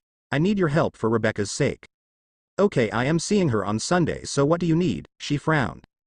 I need you to make a move on her. Come again? I need you to make a move on Rebecca. It is imperative that you do this now in public. Why though? She sighed. As you know, the Gremory clan as a whole is aware of your return and knows that Rebecca is close to you, so if she is going to get out of this marriage with Riser and retain her position as the Gremory heiress, I need you to be there to show you are the man for her. That still, the clans are watching you. They aren't watching you themselves, but people of the clan are doing this for them, so be aware of this. If you make it look like you're aiming to have Rebecca as your fiancé, this could be the chance the clan needs to push the contract onto you instead of Phoenix. But I thought that was a promise between clans though? It was, but at this same time, it can be broken if she seeks someone of a stronger and much more prestigious clan. Okay, so on our date you want me to put the moves on her for the clan to think I am being serious with her? She frowned. Yes, but be careful and no boundaries, Naruto deadpanned. What do you take me for? It is the women in my life that have odd forms of no boundaries rather than me. Death smiled and laughed a little. I guess that is true, but please just do your best to woo her and at the same time make the clan think you're the better choice. Let's say this works, you think Rias is going to take this lying down? Oh hell no, I expect him to fight for Rebecca, but with your current power and skills and the training you're getting to control your demonic power you'll beat him. Yeah, but how? She smiled. You'll see. Enjoy your date. Death quickly left and Naruto sighed. My life is complicated, oh well, not like this can get any worse. In the underworld, a kneeling man with blonde hair and bearing the mark of the Phoenix clan. Are you sure about this? Yes, my lord and lady, this man is truly worthy of the title of Sparta, and while having the love of the sea tree heiress and queen and pawn, he still is welcoming other lovers into his life. Excellent. Send notice to the granaries, we are willing to break off with this. Lord Phoenix smiled. Also send for her. The man nodded his head and walked out the room, and as soon as the door closed it opened again, revealing a young girl in a pink dress. Revel. How would you like to meet the grandson of the Dark Knight? Naruto sighed. This was the third date in the last week and it was exhausting to him. On one hand, he understood why he had to have this one date specifically, as this was meant to help Rebecca. From what he gathered, as a whole, someone was going to be watching this date. They would evaluate how close they are with each other, and if he showed how serious he was pursuing her, then it can mean he is the fiancé. But knowing this, Death warned him that he would have to make his intentions clear and at the same time believable. Hearing a cough, he turned his head and saw that Rebecca was standing there outside of his apartment, and it made him freeze. She had on a tight brown top that showed some cleavage. Not a lot to the point, it is over the top, but enough that it is visible. The sleeves went all the way to her elbows and she had on a skirt that was near see-through. From what he could guess, her underwear was either well hidden or she was going commando then, and thus made Naruto have a small fantasy about that concept. At the same time, the skirt's length was down to her knees, thus if the wind kicked up there wouldn't be a real problem at this point. Overall, she was stunning to see, along with the fact, unlike the previous dates, she settled for more of a sandal-like shoe and thought it was perfect for the outfit. You've been waiting long? No, I just got done getting dressed myself.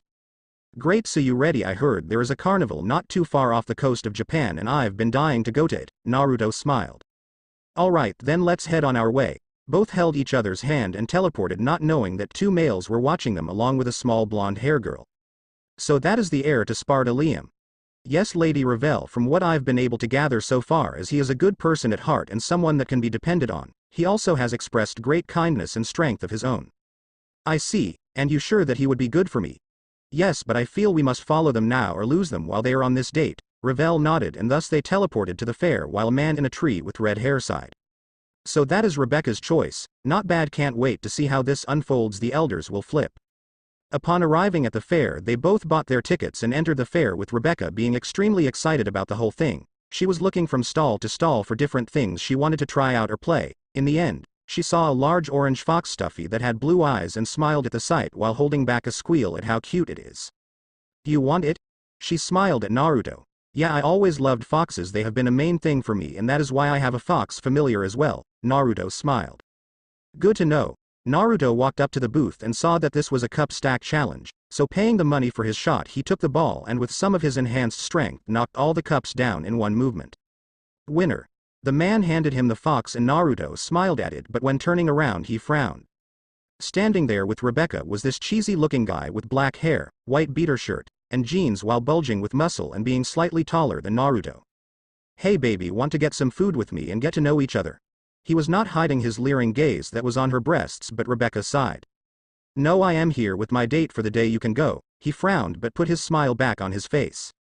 Come on, I am sure I can be more fun than your friend. He reached for her arms and one hand subtly reaching for her breasts, but before he could, Naruto coughed, getting the man's attention, causing him to growl. What do you want, asshole? That is my date, buddy. Why don't you go hit on the other girls here, huh? The man smiled at him and puffed his chest out while having his muscles flex. Want to repeat yourself, buddy? Yeah, get lost. The man growled and grabbed Naruto by the scruff of his shirt and lifted him off the ground, almost causing him to drop the fox he won. How about you get lost, asshole, or do you want your girl see me beat the shit out of you? He laughed. Then again, she would probably leave you after she sees me kick your ass, I mean, who wouldn't? Naruto sighed and tossed the fox in the air, causing most to focus on the toy in the sky before Naruto gripped his wrist, holding him, snapping it to release himself, and flinging him across the fair grounds. He crashed into a portable bathroom, and from the sounds of it he was getting covered. Naruto sighed as he caught the toy. He really hated wasting the energy on idiots like him, but honestly it was better this happened than what Rebecca would probably do. From what he could sense, she was about ready to turn the guy into ash for daring to touch her. "You good?" Naruto asked, and she smiled. "Yes, and thank you, my hero. Not only for the toy but dealing with the asshole," Rebecca said as he handed her the fox. He smiled. "Of course, what kind of boyfriend would I be if I didn't do something?" She smiled brightly. "Well then, want a reward?" Naruto raised an eyebrow. "What kind?" She quickly went up to him and kissed him on the lips while wrapping her arms around his waist. Naruto shrugs and gets into the kiss but notices a small magical signature that is behind him. "So I've got the spy for the Gremory, huh? Good, this date and this action alone should be enough to convince him that I am into Rebecca breaking the arrangement, but might want to make the claim more specific later." On the other side, Rebecca sensed a small burst of magic and saw it was someone like a little girl and her guard. "Who the hell can that be? I don't know anyone that could be interested in this affair. The aura is familiar. Is it possible that the Phoenix clan is here now?" Naruto broke the kiss and they started to enjoy the date while having opposing thoughts of talking to the people spying on them. In time the date went on. He won more prizes for Rebecca to carry with them and thus was having nothing but smiles on her face, but she did win him a prize of a small necklace with a green gem stone in it that the stall owner says is a rare stone and with special properties. Rebecca confirms this later, saying it is a magical stone and thus has a power that is only revealed to the wearer down the line when the time comes for it. Time passed and soon the date ended after they got some dinner back in Kuo, in which they were in front of her orc building. Turns out even with Rias back, she owned the building still, as the building is under the rule of someone that was the heiress and not a regular member of the family, angering Rias at losing her HQ. "I had a great time, Naruto-kun." Naruto smiled at this. "I did too. Even though I've been running ragged, this was a fun day," she smiled back. "Indeed, I can see why the other girls are so into you, but you should know this." She gave him a serious blank look. "I am not planning on losing. I will win this and become your first wife no matter what." Naruto laughed at this, knowing how serious she is about this and knowing, like Sona, she was one of the women that dominate, not be dominated. It was going to be interesting for sure at this point, while knowing that he needed to seal the deal on this, so grabbing her waist and pulling her close he was inches with her now blushing face. "You should also know I plan on coming out on top with you as well. No matter how tries I will be with you," she smiled. "Good to know, stud." Soon Naruto leaned in and started a passionate kiss that left Rebecca flush and desiring him more and more. Soon they were trading tongue. The first real time he did this on his own terms. In the time that passed, Naruto released her and walked away from the school before Rebecca said, "How long are you planning on hiding in the shadows, Phoenix?" Turning her head, she saw a small girl wearing a pink dress with drill hair and a male wearing a butler suit with slightly gray hair standing next to her. "Revel, Phoenix. I would say this is a surprise, but in reality it is not. I know all about your brother, so are you here on his orders?" It would not surprise her that Riser was monitoring her as a way to keep track of what he thought as his property, but she shook her head. "No, I am not here for Riser Baka, but I am here to check out Naruto-sama." "Why is that?" She smiled shyly while blushing, and this caused Rebecca to groan. "Yeah, he attracted women like honey to bees, Naruto." While on his way home, Naruto finally got tired of being shadowed. "So what can I do for you, servant of the Gremory clan?" Out of the trees emerged an older male and he was wearing fancy loose-fitting robe around his body. "I see you could sense me, Lord Sparta." Naruto smiled at him. "Given what has happened in the last month, I think you too would be on alert with anything that feels wrong, no?" "Indeed, my lord, I am only here on the orders of the Gremory elders and the Gremory heads to determine the relationship between you and the heiress." "Well then, this makes it easier for me then, so I will tell you this one message. She is mine." "Sir?" Naruto flared his demonic aura, making his eyes turn red, with slits. "I am not sharing her with Riser. I claim Rebecca as one of my brides. If anyone has a problem with this, then they can fight me for it." "I see. Well, I shall inform the clan then. Thank you for taking interest in Rebecca, my lord." "Yes, but make sure this reaches Riser Phoenix. I will not give him Rebecca, and if he has a problem with this, he is more than willing to come and face him to assign a day to fight for her." This led to the man bowing his head and teleporting away from the scary teen and Naruto sighing. "Man, what the hell am I getting into now?" Naruto turned around and walked into his home that he was only a few miles from. From there he walked upstairs to check on Asia, and to his shock she was sitting up and drinking some water. Turning her head she asked, "Naruto ni?" He smiled, tears of joy running down his face, and quickly hugged the young girl. You're awake, I am so happy, Asia. She smiled and hugged him back. Yes, Naruto-ni, I managed to wake up today, but where am I? He smiled. This is your new room, I had it done up for you, what do you think? She smiled. I love this new room, but I did like my old room as well, Ni-san. Naruto laughed. Well, you're free to move back in if you want, I only had you in here so I can get to you easily. She smiled and hugged him.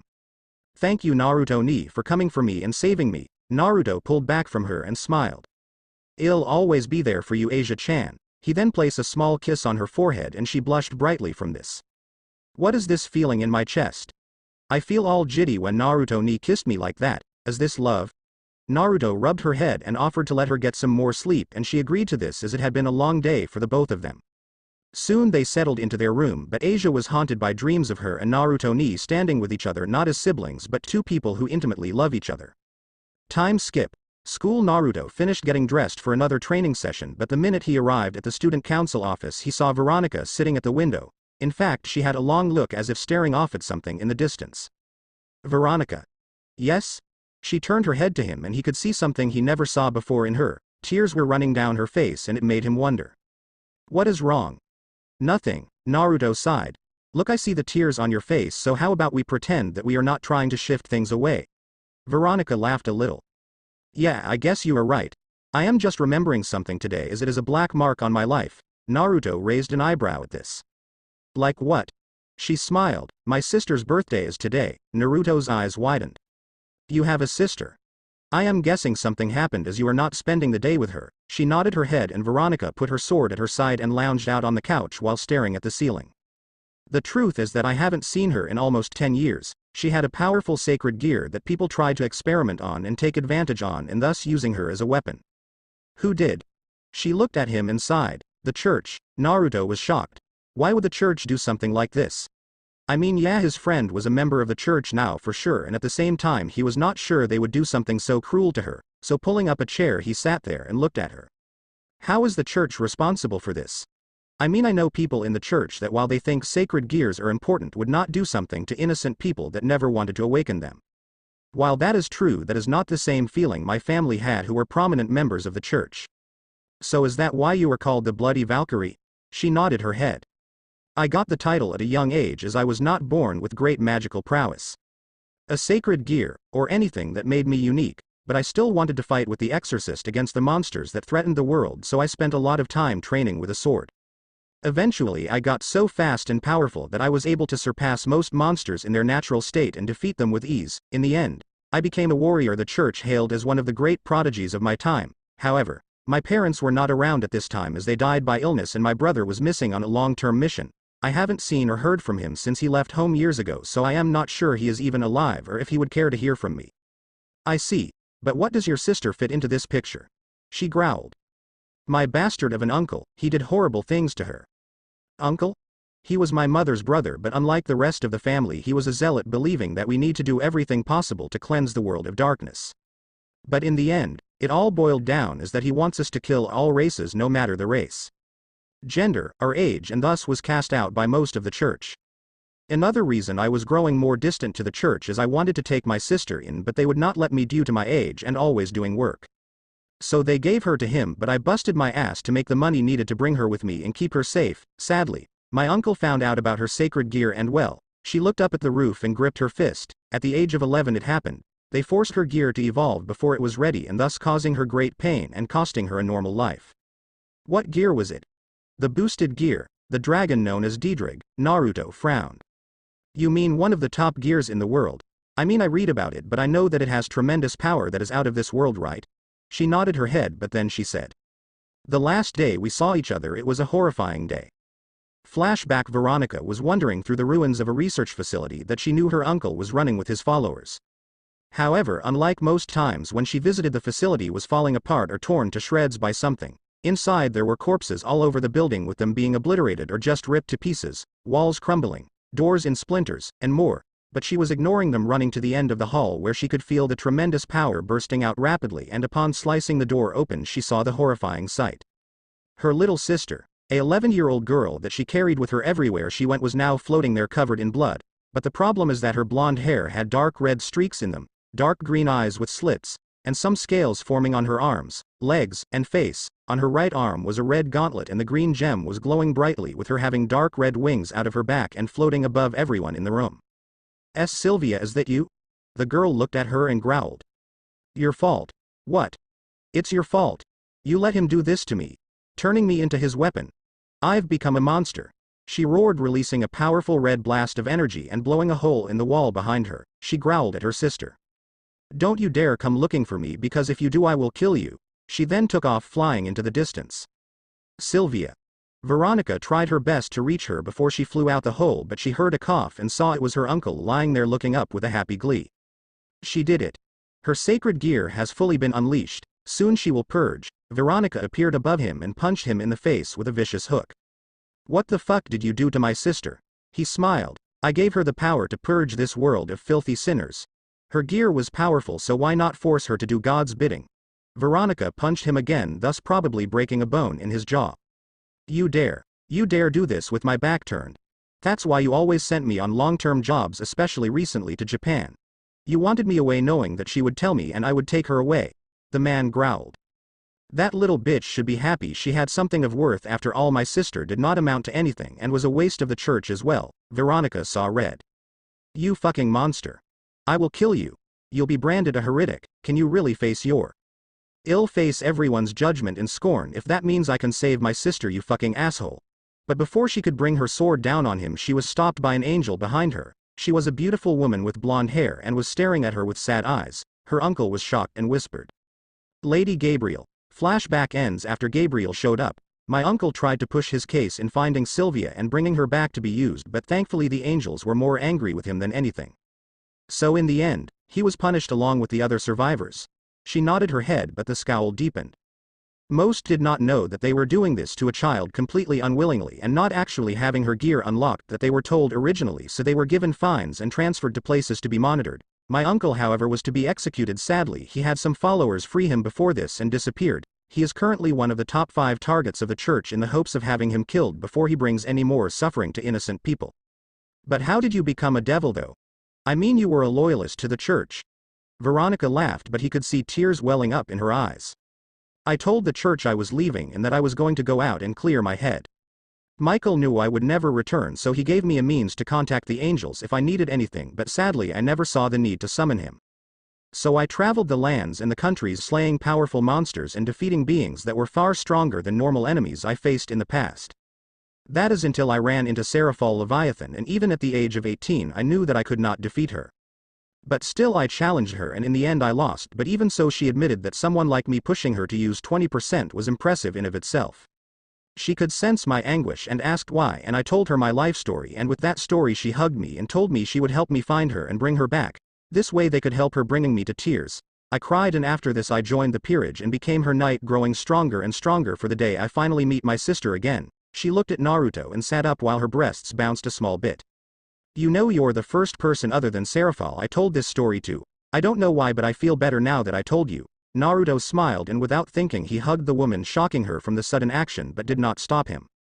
I promise I will also help to find your sister and help her see that you never meant for this to happen. She sounds like she was scared and confused. I think in time we can convince her that she was wrong.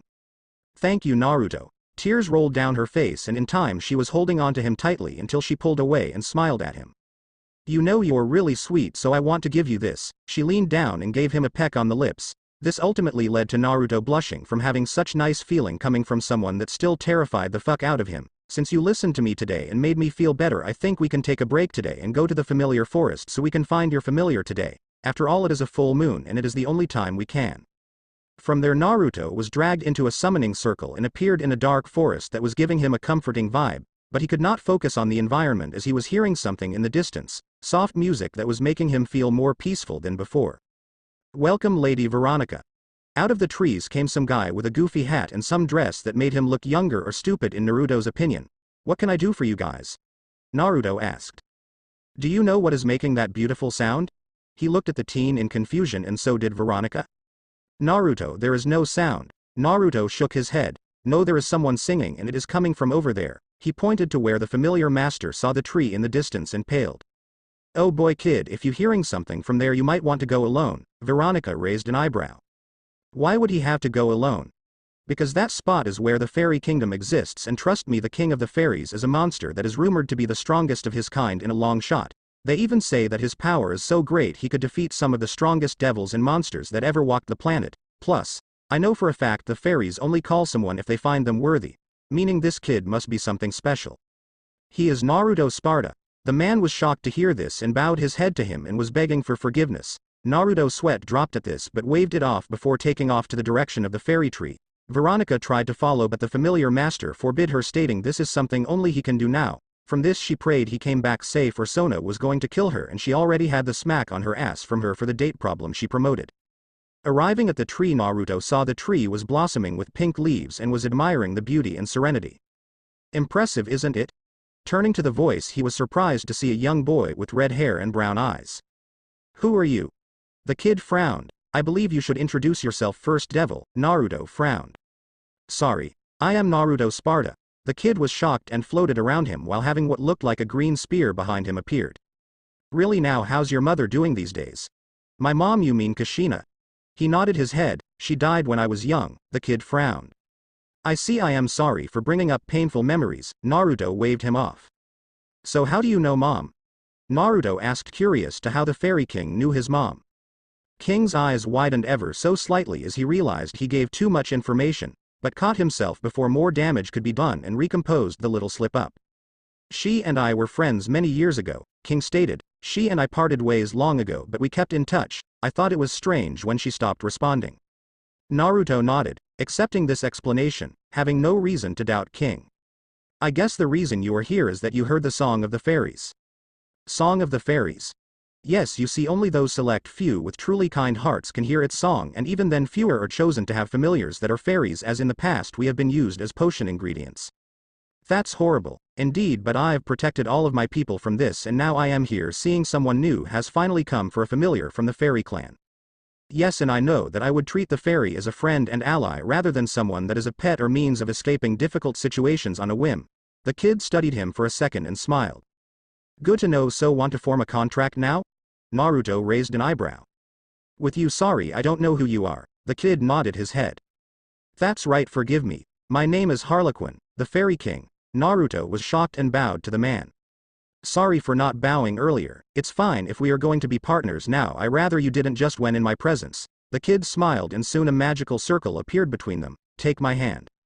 Naruto did and held tightly. Do you swear to stand by me in times of need? I do. Do you swear to never abuse our friendship for personal gain? Yes. Do you accept me as your familiar? Naruto nodded his head and soon a golden brand appeared on his wrist. Then the contract is fulfilled now. Then master, shall we leave to inform the woman you were with? Yeah, this should surprise everyone for sure. The kid laughed lightly, but Naruto stared at him, confusion. Sorry, you remind me of some friends I have and I hope to see them again soon. Naruto smiled. I hope to meet them soon as well. Come on, let's head out. While Naruto flew ahead of him, the king was frowning. He could sense it coming to the surface, and if he was here now, meaning his friends were coming back too. This does not bode well with the future. I fear that many conflicts will come to us all. I hope you are ready for them, or are at least prepared for the coming conflict. Time skip. Naruto had just gotten back to the main office of the student council room and saw that everyone was gone. Beside him was his partner King, and he was standing there proudly but had his spear out and aimed at the woman standing in the room with them.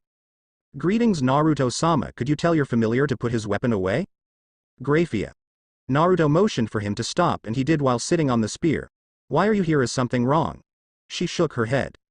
No, nothing is wrong, but there is a matter that must be discussed. You see, you wishing to claim Rebecca has come with problems with the Phoenix clan. They are wanting to oppose you marrying her, mostly their youngest son Riser. I figured that would happen and told your people that if he has a problem with me then we can fight for it. She nodded her head. Of course, however, there are some minor things that are missing. Before she could finish, a fire circle appeared and out of it came a blonde hair man with arrogance radiating out of his body and wearing a suit that was buttoned down to show off his body while developed was more for show. Next to him was a little girl in a pink dress with drills. Ah, the human world, it has been a while since I've been here. He turned to Graphia, bowing to her and then glaring at Naruto. So you're the punk claiming to be a descendant of Sparta. What a joke. If you really are blood to him then he must be ashamed to share the same blood as you. Graphia narrowed her eyes at him and Naruto glared as well, about ready to fire off a lightning bolt into the prick, but his sister hits him in the back of the head. Shut up, Riser Baka, we don't need trouble from the mouths because you can't stand someone else is coming for Rebecca, especially someone of Naruto-sama's standings. She bowed to Naruto and Grafia. I apologize for my brother's words and I will make sure mother hears of this when we get home. Naruto nodded his head and King had his spear now on standby. Now then we shall begin this meeting when Rebecca has shown up. Until then please have a seat. In doing this, Riser was lying out on a couch that was formed into the room and acting like he owned the place. Naruto on the other hand was sitting in a nearby chair, not paying attention to the blonde asshole in front of him and ignoring the girl that was blushing at him. Soon Rebecca showed up and with her queen, rook, and pawn in tow. Grafia, what is going on? She frowned. A meeting about who shall marry you in the future, please have a seat. Thus began the infamous talk that would not doubt spark conflict and anger if Naruto could guess from Riser. The man was a douche though, so it was expected. Naruto just knew. This was going to be one long ass meeting. Naruto. Turning his head he paled seeing an angry Veronica. You left me in the forest, so our next training session we are doubling everything. Naruto paled while Riser was smirking and about to say something smug. One word, little man, and it'll make you eat your balls. Note to self. Don't leave Veronica without telling her she is scarier than anyone in the world when like this. Naruto was sitting in his chair annoyed at the moment. Ever since arriving at the meeting with Riser showing up with his sister and Rebecca with the others caused things had been tense. More so since Riser tried to get Rebecca to sit on the couch with him but she refused, instead choosing a couch for herself and thus having her queen and rook cover the other spots. This was a warning. She did not want him near her in any shape way she would be touched by him. At this same time, Grafia was watching the room with a critical eye that he picked up as making sure nothing started that would lead to a big fight. Now then, Grafia started, as I am sure you are all aware this meeting is about the arrangement between Rebecca and the two opposing clans. As you have both made it clear that neither of you are going to back down, I will be here to hear your reasons for not backing off, Riser scoffed. My reasons are simple. I was promised a marriage with a Gremory and I am going to have one to honor my clan. After all, if that does not happen, I might accidentally cause a few deaths. Death narrowed her eyes. Don't make empty threats you can't keep, mongrel, Riser frowned. You should know your place, bitch. After all, I might punish you when this is over. Death soon had ice growing on the floor.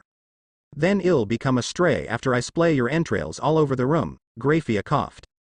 No, there is no violence in this meeting. As the honor of my king I will uphold this. Also, she glared at Riser. Making a threat against someone's peerage is ill-advised unless you are willing to be executed for it, understood Riser. The boy sweated a little bit before scoffing.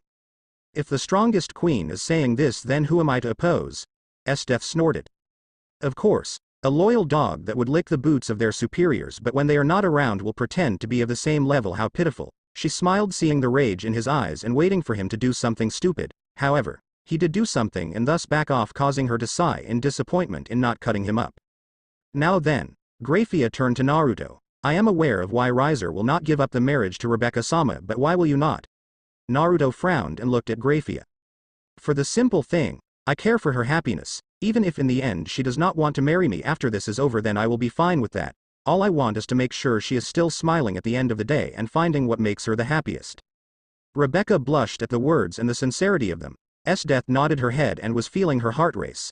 Maybe she was getting closer and closer to her goal of the perfect mate. Hokuto and Oboro just stared at him blankly while appreciating putting their king's happiness first. Ravel was jealous of this. She wanted to tell him why she was here and the reason she was so willing to go along with this situation, because in the end she wins either way. She gets Naruto-sama. King smiled. He was definitely Kushina's son. She always had a big heart and wanted to do the right thing rather than the easy thing. Not only did she take in him and his friends, but she helped fight their battles and was on the front lines with the rest of them. She also defied heaven and helped someone join her peerage while keeping her status as an angel, brought in a powerful being to be her queen and saved her from the abusive race she belonged to, gave his people a new home, brought the love of his life into a world she could finally fit into, and so much more.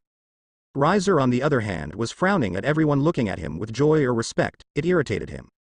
So, you think some petty words and you win everyone over and you think you are so great? Please. Your ancestor Sparta was barely worthy of remembering after he married that filthy angel and then had that bitch of a daughter. I heard rumors your mother was nothing more than a whore that laid out with anyone that caught her fancy. The room became tense and soon the energy was flooding the entire room, with King being the one surprisingly reacting to this comment. He had many small daggers pointed at him and his rage evident in his eyes. Say that again and I promise I'll end your existence on the spot, fool.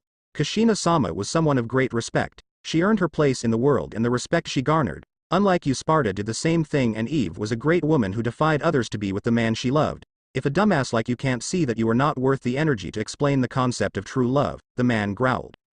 You dare. Enough. The room turned to Naruto, whose eyes were closed, but those that really looked could see the darkness welling around his body, and it was slowly making the room harder to breathe and overshadowing King's own aura. Behind the boy formed a dark being with large black wings and red eyes. Graphia swore. This power, it was his true demonic power, and it was starting to emerge at an alarming rate. She quickly gathered her magic and was putting icy air around him in the hopes of calming him down, but the darkness was still lingering at this point and was growing more. The women in the room and King could see it, the power and strength he possessed, it was insane. Mother was right, the Spartas are naturally powerful, it is crazy. Foo. It would seem he has the power as well, with the charm and innocent smile. Watch out boy, I am planning on having my way with you soon. Rebecca-sama picked good, but I will not lose to him. Oboro narrowed her eyes at him while Hokuto just stared blankly.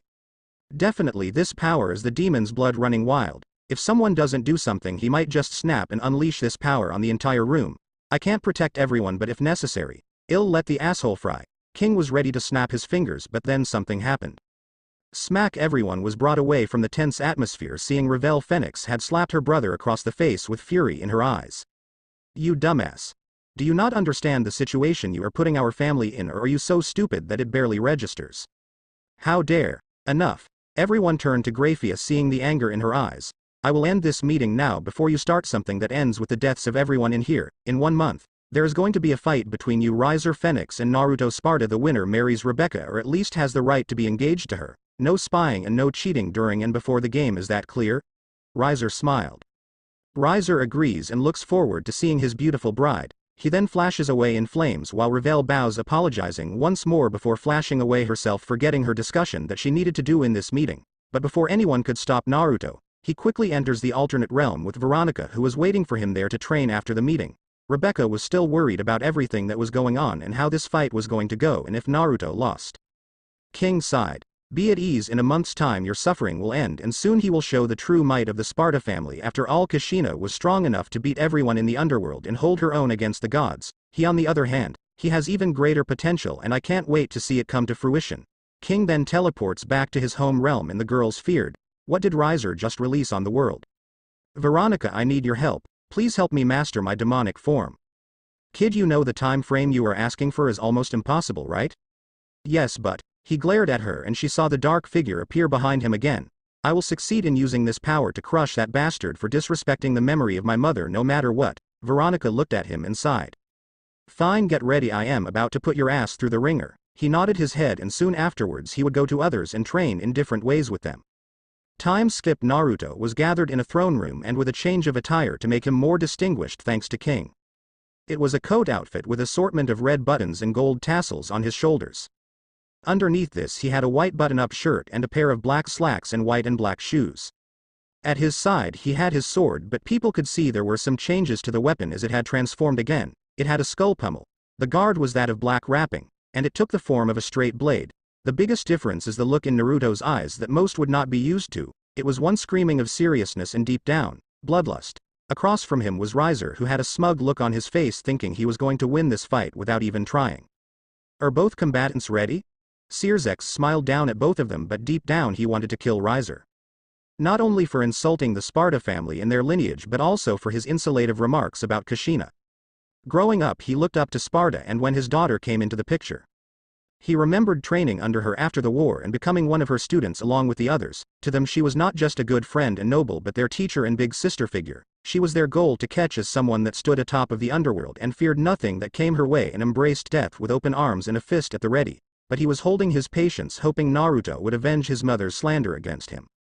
Yes. Let's get this over with, after all I am tired of this farce. Sirzex narrowed his eyes at him but turned to Naruto, seeing the intensity in his eyes. Let's get started. He nodded his head and both were sent into a blank space with a peerage piece standing in the background as a building. Riser flew into the sky immediately and started chucking fireballs at Naruto, but he just quickly flew away from the attacks and into the sky, dodging all of his attacks. Is this all the great Sparta heir can do?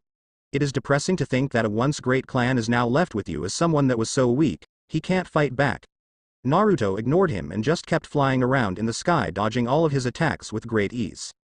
In the throne room, the guests were watching with concern and anger as the Phoenix clan could only hide their shame. Their son was only making it worse for the whole family. Sona, on the other hand, was watching with a bit of smugness, and Rebecca being cautious. "You sure he can win this?" Sona snorted at Rebecca's concern. "You trained with him during the month and still doubt him?" "No, just worried why he is only dodging." Sona smiled brightly. "Because it is part of the plan to bring him down to the lowest point possible." Back in the arena, Naruto had been watching Riser, and when he saw that he was getting irritated, he quickly dive-bombed and impaled him with his sword, running him into the peerage piece. From there, he pulled his sword loose and then aimed a bolt of lightning at him, blasting him deeper into the peerage piece. Fire erupted from the wreckage, showing Riser slowly healing from all the damage he took. "You think this can stop me? I am a phoenix, we are immortal." Naruto frowned. "Nothing is immortal, not even time and death. Soon we all succumb to something in the end, and I know your weaknesses." "Weaknesses I have none, fool, now die." He gathered a large ball of fire in his two hands and threw it at Naruto, would cut the attack in half with a single swipe.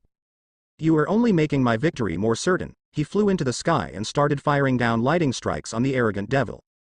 Back in the main room again, Sona was talking to Rebecca and others about the plan that they had come up with. More importantly, Rias, who was dressed in an elegant dress, was listening to the proceedings. While it is true that a phoenix can heal from almost anything they are hit with and at the same time are powerful with fire magic as well, the problem is that they are too reliant on this power. Too reliant. What are you getting at, Sona? Turning to Rias, she smiled. Simple. All of their powers require magic to use or abuse in this case, so, think of it this way, if he is using magic to attack and heal himself from all the damage, what does this lead to? Rebecca had a moment of understanding. He is weakening him just by forcing him on the offense and healing himself. Two skills he is quite proud of as a whole. Yes, and at this time Riser is just playing into his trap. Naruto flew away from another giant fireball before hitting him with another lightning strike, but this time came up and slashed him in half with a lightning-covered blade. With the mouse, Veronica was watching with a smile on her face and looked at Serafal. This match is already over. Naruto is just waiting to drag this out to the point that he loses by being more active. Indeed, so tell me, Veitan, how did Naruto's training go after you saw him after the meeting? Veronica frowned. It was good, he has improved drastically, but the problem is if he uses his trump card. Why would you say that? Because if Riser hits the right button, Naruto will. She stopped talking and was wide-eyed. Serafal was confused but soon turned back to see what she was looking at. In the arena, Riser was struggling to breath, his magic was almost gone and he was sure to lose. Damn it, I can't lose here. I need to do some. He smiled, seeing something on the ground. He grabbed it. Stop right there, asshole. Naruto did and saw in his hands he was holding his locket. Reaching for his neck, he saw the chain was broken and he had a fire growing in his hands. Surrender the match or I'll destroy this locket. Naruto narrowed his eyes. I would advise against that, or you will suffer a fate worse than death, he snorted. All that matters are that I win and get my Gremory, bitch. I don't care how I have to do this, as only those that are truly strong deserve to rule like me. He started heating up his hand, and at this point he saw the necklace was melting and Naruto felt something in his mind finally snap with a vein growing on his forehead. Seeing the chain melt slightly, finally Naruto shouted. Alright, asshole, you want me pissed, you got it. Let me show you I was being nice, and now I am going to plaster you all over this arena, showing you never had a chance. Naruto's eyes turned red and gained slits while black markings appeared on his face in a flame-like pattern. His arms covered in black marks, and black wings made of this darkness appeared out of his back. Horns grew out of his head and his aura turned completely black, giving him a haunting visage. Riser was paling. What the hell are you? I am the devil that rules all. With a blur he was gone. Riser saw he was standing away from with the locket in his hand but also covered in blood. Looking at his stump, he saw it was his right arm that held the locket, but it was missing now. He was trying to heal it but nothing was working and he was worried about what this meant for him. Before he could react, Naruto appeared again, running his sword through his stomach before lifting him into the air with his blade. Feel my rage. Raging storm. Black lighting roared from his blade and covered Riser in this intense pain he did not think could exist. This continued for a short bit before he fired him off his blade and into the nearby ruins of the peerage piece. Wait, don't you see how important this is for the underworld, you fool? How we need to protect the purity of our... Naruto punched him into the ground and roared. I don't give a fuck about what you think. I don't care about the clans, prestige, or self-entitlement. All I care about is Rebecca, Sona, and the others' happiness. I will not let someone like you or others manipulate them or use them as a means for their own goals. As of now I am cutting the strings and freeing them once and for all, even if that means they find love with others. Naruto grabbed him by the mouth and blasted into the sky before coming down with a single powerful attack that destroyed the arena. Standing in the crater was an exhausted Naruto who had transformed back and was standing over the badly bruised and battered body of Rias. He was not healing from this, and thus the match Naruto was sure was over. You lose. Match over.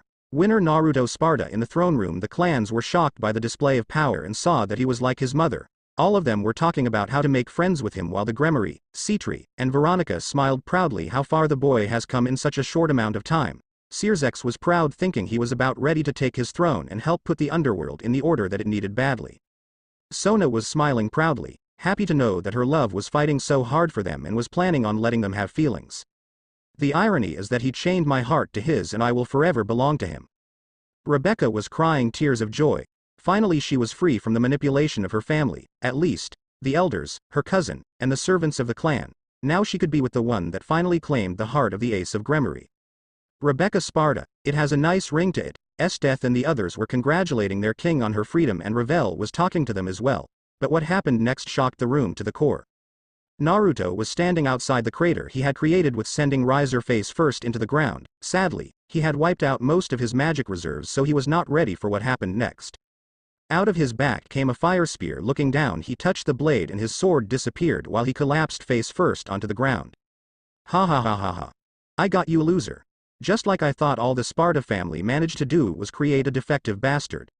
Rias, who had snuck a bottle of Phoenix tears into the match, was standing triumphantly over Naruto's bleeding body while stomping on his head. With this I secure my marriage with the Gremory bitch. You know what? I am going to take that Citri bitch as well, her peerage, and any other woman that you have met at this point, and make them know that they are my plaything because of you. I'll make them feel their lives fade from their eyes as I turn them into my personal whores and make them breed all the children I want before whoring them out to other clan nobles that might be interested in doing the same. He continued to stomp the near-dead body of Naruto, but something was going on in his mind. He could feel himself fading, but something inside of him was also coming to the surface and was starting to give him the strength to feel the rage being unleashed. He heard a roar and then blacked out. Die. While this is going on with Naruto and Rias, the throne room was thrown into a pandemic. Rias was shouting at Graphia to get Naruto out of there, but she was not sure why it was not working, as she could not lock onto the magic. He was fading and everyone in the room feared the worst. Lord Lucifer, you have to do something. Yes, we can't let the Sparta line die. Lord and Lady Phoenix, your son is a traitor to his own kind. He is no better than the old Satan faction. Yes. How is the Phoenix clan planning to fix this? Rias growled, finally shouted. Silence. The room went quiet. Make no mistake, Rias will not be getting away with this. He has committed the greatest crime a pureblood can commit against a ruling clan. More importantly, his threats have finally worn their welcome and he shall pay for them in full. Turning to the Phoenix clan. I hope you understand what happens to all of you if he dies. No. The clan gulped and Ravel was in tears. That asshole did it. If Ruvel was here he would have prevented this mess in the first place. Wait, someone else is there. Turning back to the screen, everyone saw something. In the arena, Rias was taunting Naruto, who was unresponsive, but before he could finish him off, something dropped down with a loud thud. Turning his head, he saw a foot hit him in the face, sending him skidding away from the Sparta air. When the dust cleared, he saw a short blonde hair man, kid, standing there with a golden handle of a sword behind him with a dragon mark on it. Next to him was a group of people that he knew from legend, the greatest peerage in the underworld. Meliodas, a pure demon and the son of the Demon King. Once the greatest enemy the underworld ever knew, became a knight for Kushina down the line. He had his green eyes trained on Rias, waiting for him to try something else.